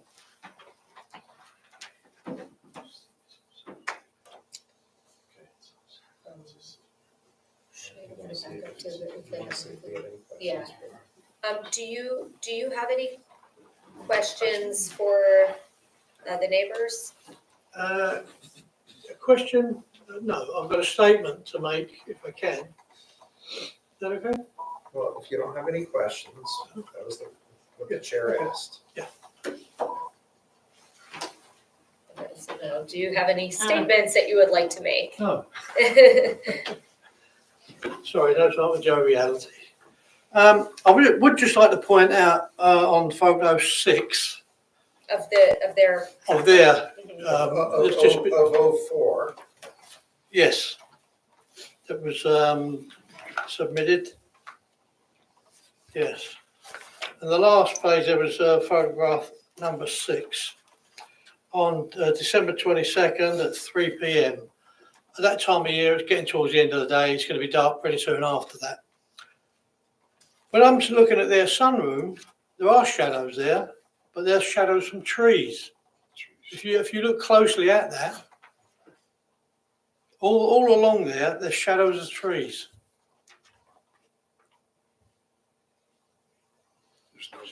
There's no building shadows at all on there. They're all tree shadows. So between 3 o'clock and 4 o'clock, around that time, it's not going to make no difference at all. And the shadows that are only cast on there are tree shadows, and you can clearly see them. Mr. Adams, there's also, you can see the shadow of the The fence that comes fence. through there, so that would give an indication. Yeah, yes. Would give an indication that the sun, if there's something higher than the fence, that would also cast a shadow, don't you You think? can see the post. Because the trees cast a shadow, but then you've got the fence casting a shadow. So if you have something in between the fence, and the trees, then. True, yeah. It's not knowing where those, what orientation those trees are in, so. It's, I thought I'd just bring it up because it does show that, but I don't know whether they're behind or to the side at all. So, But there's still some sunlight there's substantial sunlight that's coming through. yes, It's not blocked by, where the trees aren't casting a shadow and above the fence. So presumably, if there's something on top of that fence, then that entire area would be shadowed.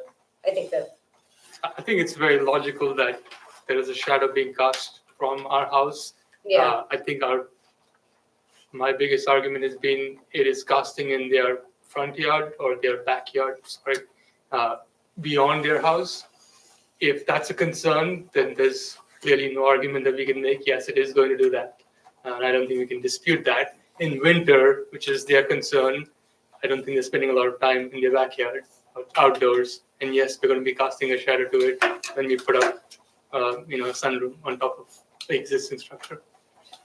Well, it's not just the backyard, though. I think the concern is that if the sunroom were built, then it would actually cast a shadow into their porch.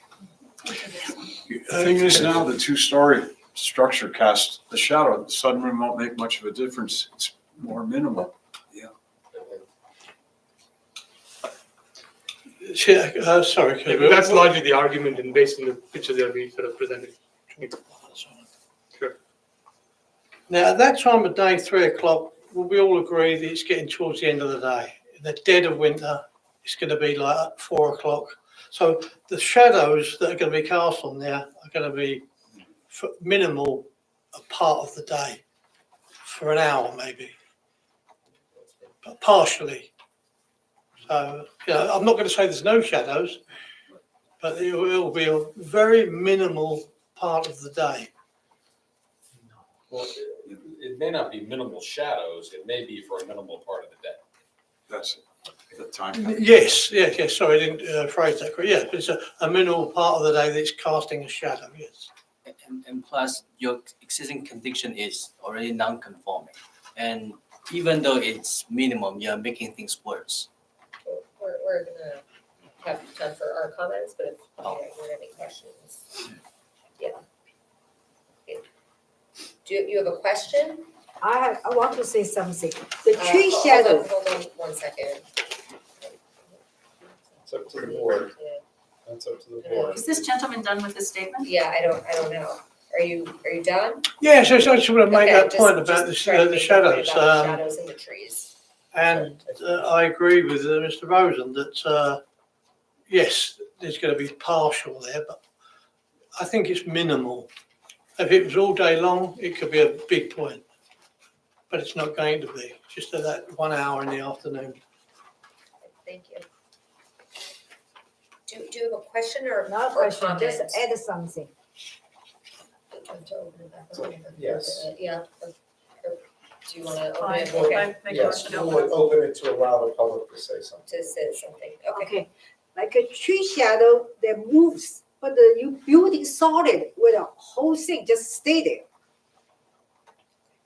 Thank you. Okay. I'm going to close the public portion of the meeting now. And I'd like to hear comments.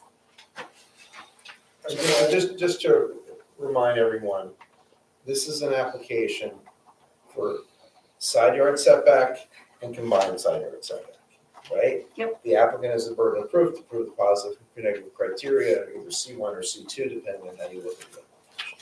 So can I ask how, in terms of how that translates here, right? So there's been a concern expressed by witnesses that this will have a negative impact on their property because for a number of reasons, but one of which is that shadows, their porch may be covered in shadows for some part of the day.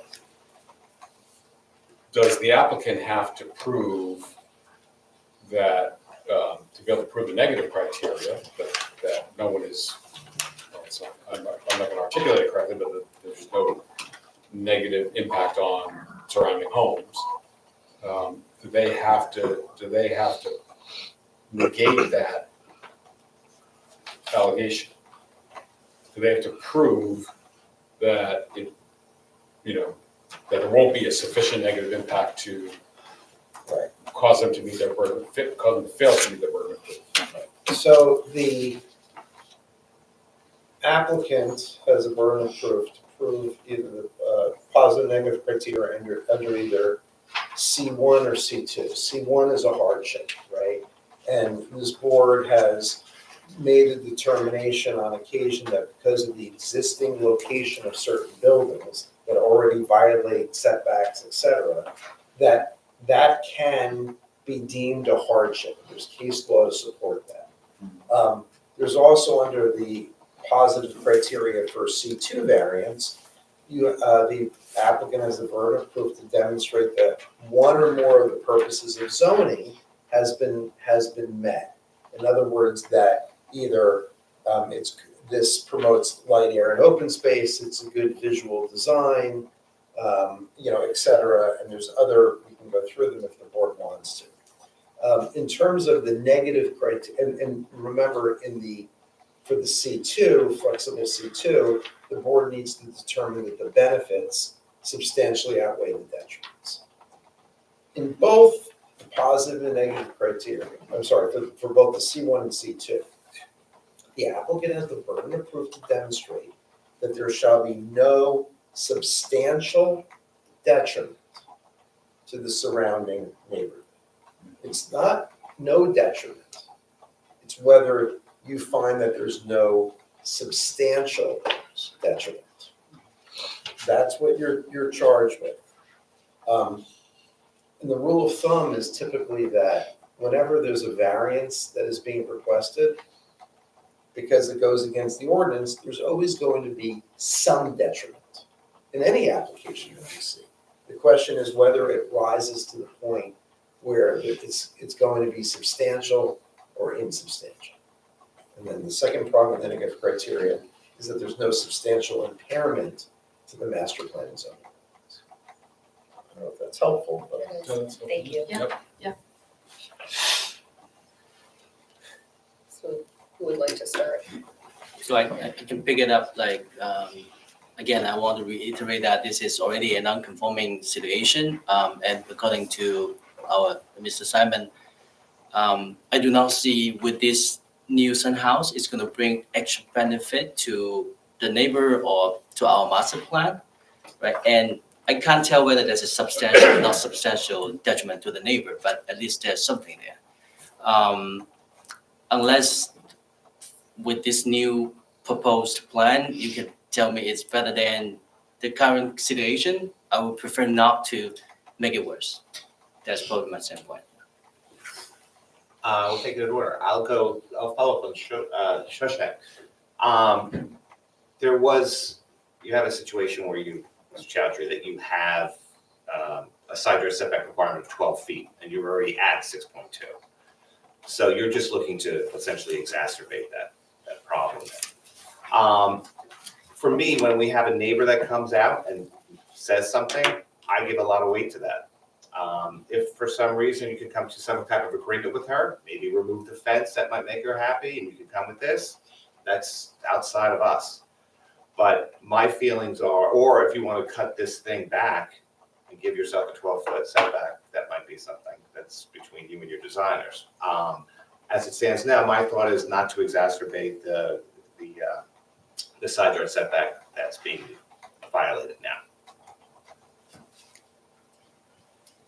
I'm just gonna step in for a second to say that tonight has really become about shadows and shadow studies, and there is so much emphasis that's been put on this. But the truth of the matter is, this is about more than just the sunlight and the shadows. This is about, substantially exacerbating a, already pre-existing non-conforming condition. And this is, the second time that this application is before us. This is a continuation where the neighbors, came with you know, some pretty significant, you know, concerns and complaints. And I think that, you know, you didn't come back to the board with any changes whatsoever. Instead, you just came back to the board with, and your neighbors with the same exact application and just a shadow study that, you know, again, I think we're getting away from the real problem. Putting even shadows aside, you're trying to build, you know, something that's gonna box in these neighbors, you know, the surrounding property even more. I mean, it's, you know, it's already continued out, it's already, you know, over 6 feet closer to the property line than what it's supposed to be. And now you're talking about really boxing it in. So I think that that's really my concern. I just don't want to get too off topic with shadows because there's a lot more to this application than just shadows.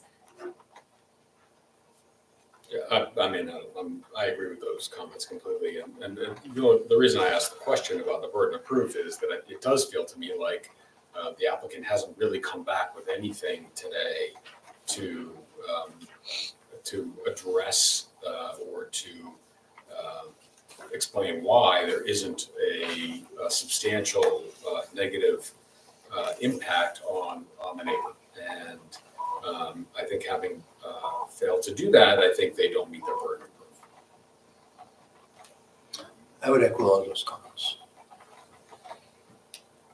Me as well. I agree with all that my colleagues have said. Thank you all for your testimony. We did go down Shadow Lane pretty far. I think the thing that was disturbing to me is that your neighbor said that this was going to impact your quality of life and shadows were one element, and you came back and kind of tried to discount her concerns, which felt wrong, but I understand you were trying to make a case. I agree with you all, they didn't meet the burden of proof that there was a hardship. In fact, this does nothing to promote light, air, and open space. I think we can make a good argument that it decreases it. So I would not be in support of the application. So you've heard, you know, the comments from the board. Do you want to proceed with a vote, or would you? Sorry, what are my choices here? I guess, is it withdrawal or?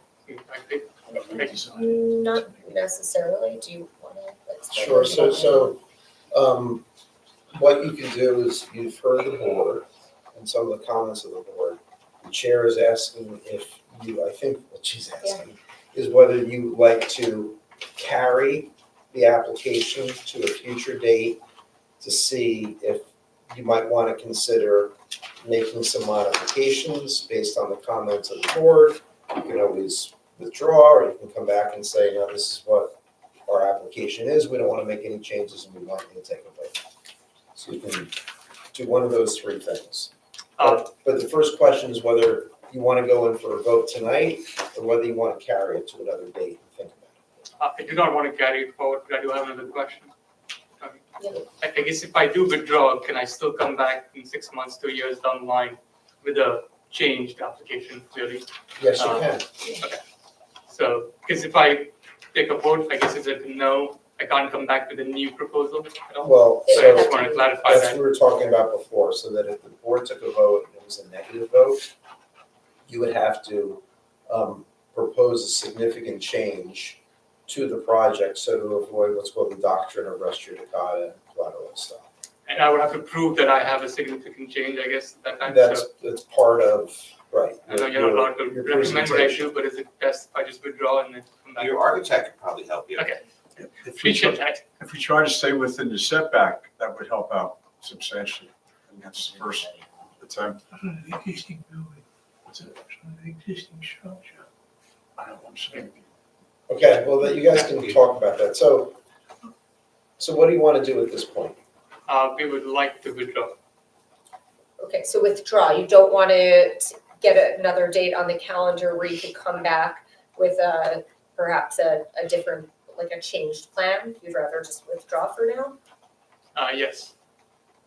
Okay, so any withdrawal, so the applicant has indicated that they want to withdraw the application. That withdrawal, my recommendation to the board would be without prejudice. So that it would allow the applicant, if he so desires, to come back at some sort of future date with either same plan, different plan, or otherwise. Can I ask, given all of the expertise on the panel here, I'm obviously looking to use the space more. And that was the intent of building this and all the time, including winter. Obviously, clearly, in the current proposal, that's not acceptable. I understand that. And thank you for the late hour to still, be around deciding that.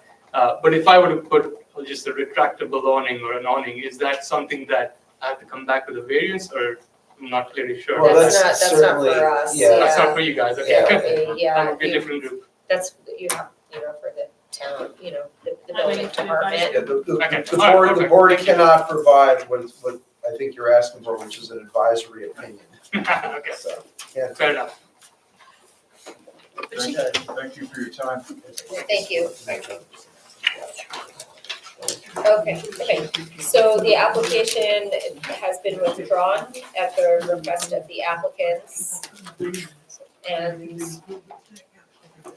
And that'll be. Without prejudice. Without prejudice, so prejudice, that's yeah. the end of the application for now.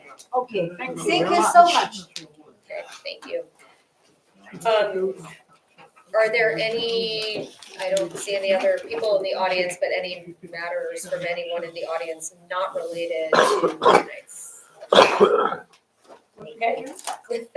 Can I have a motion to end this meeting? So moved. Second. All in favor? I'll let it stay forever. First meeting.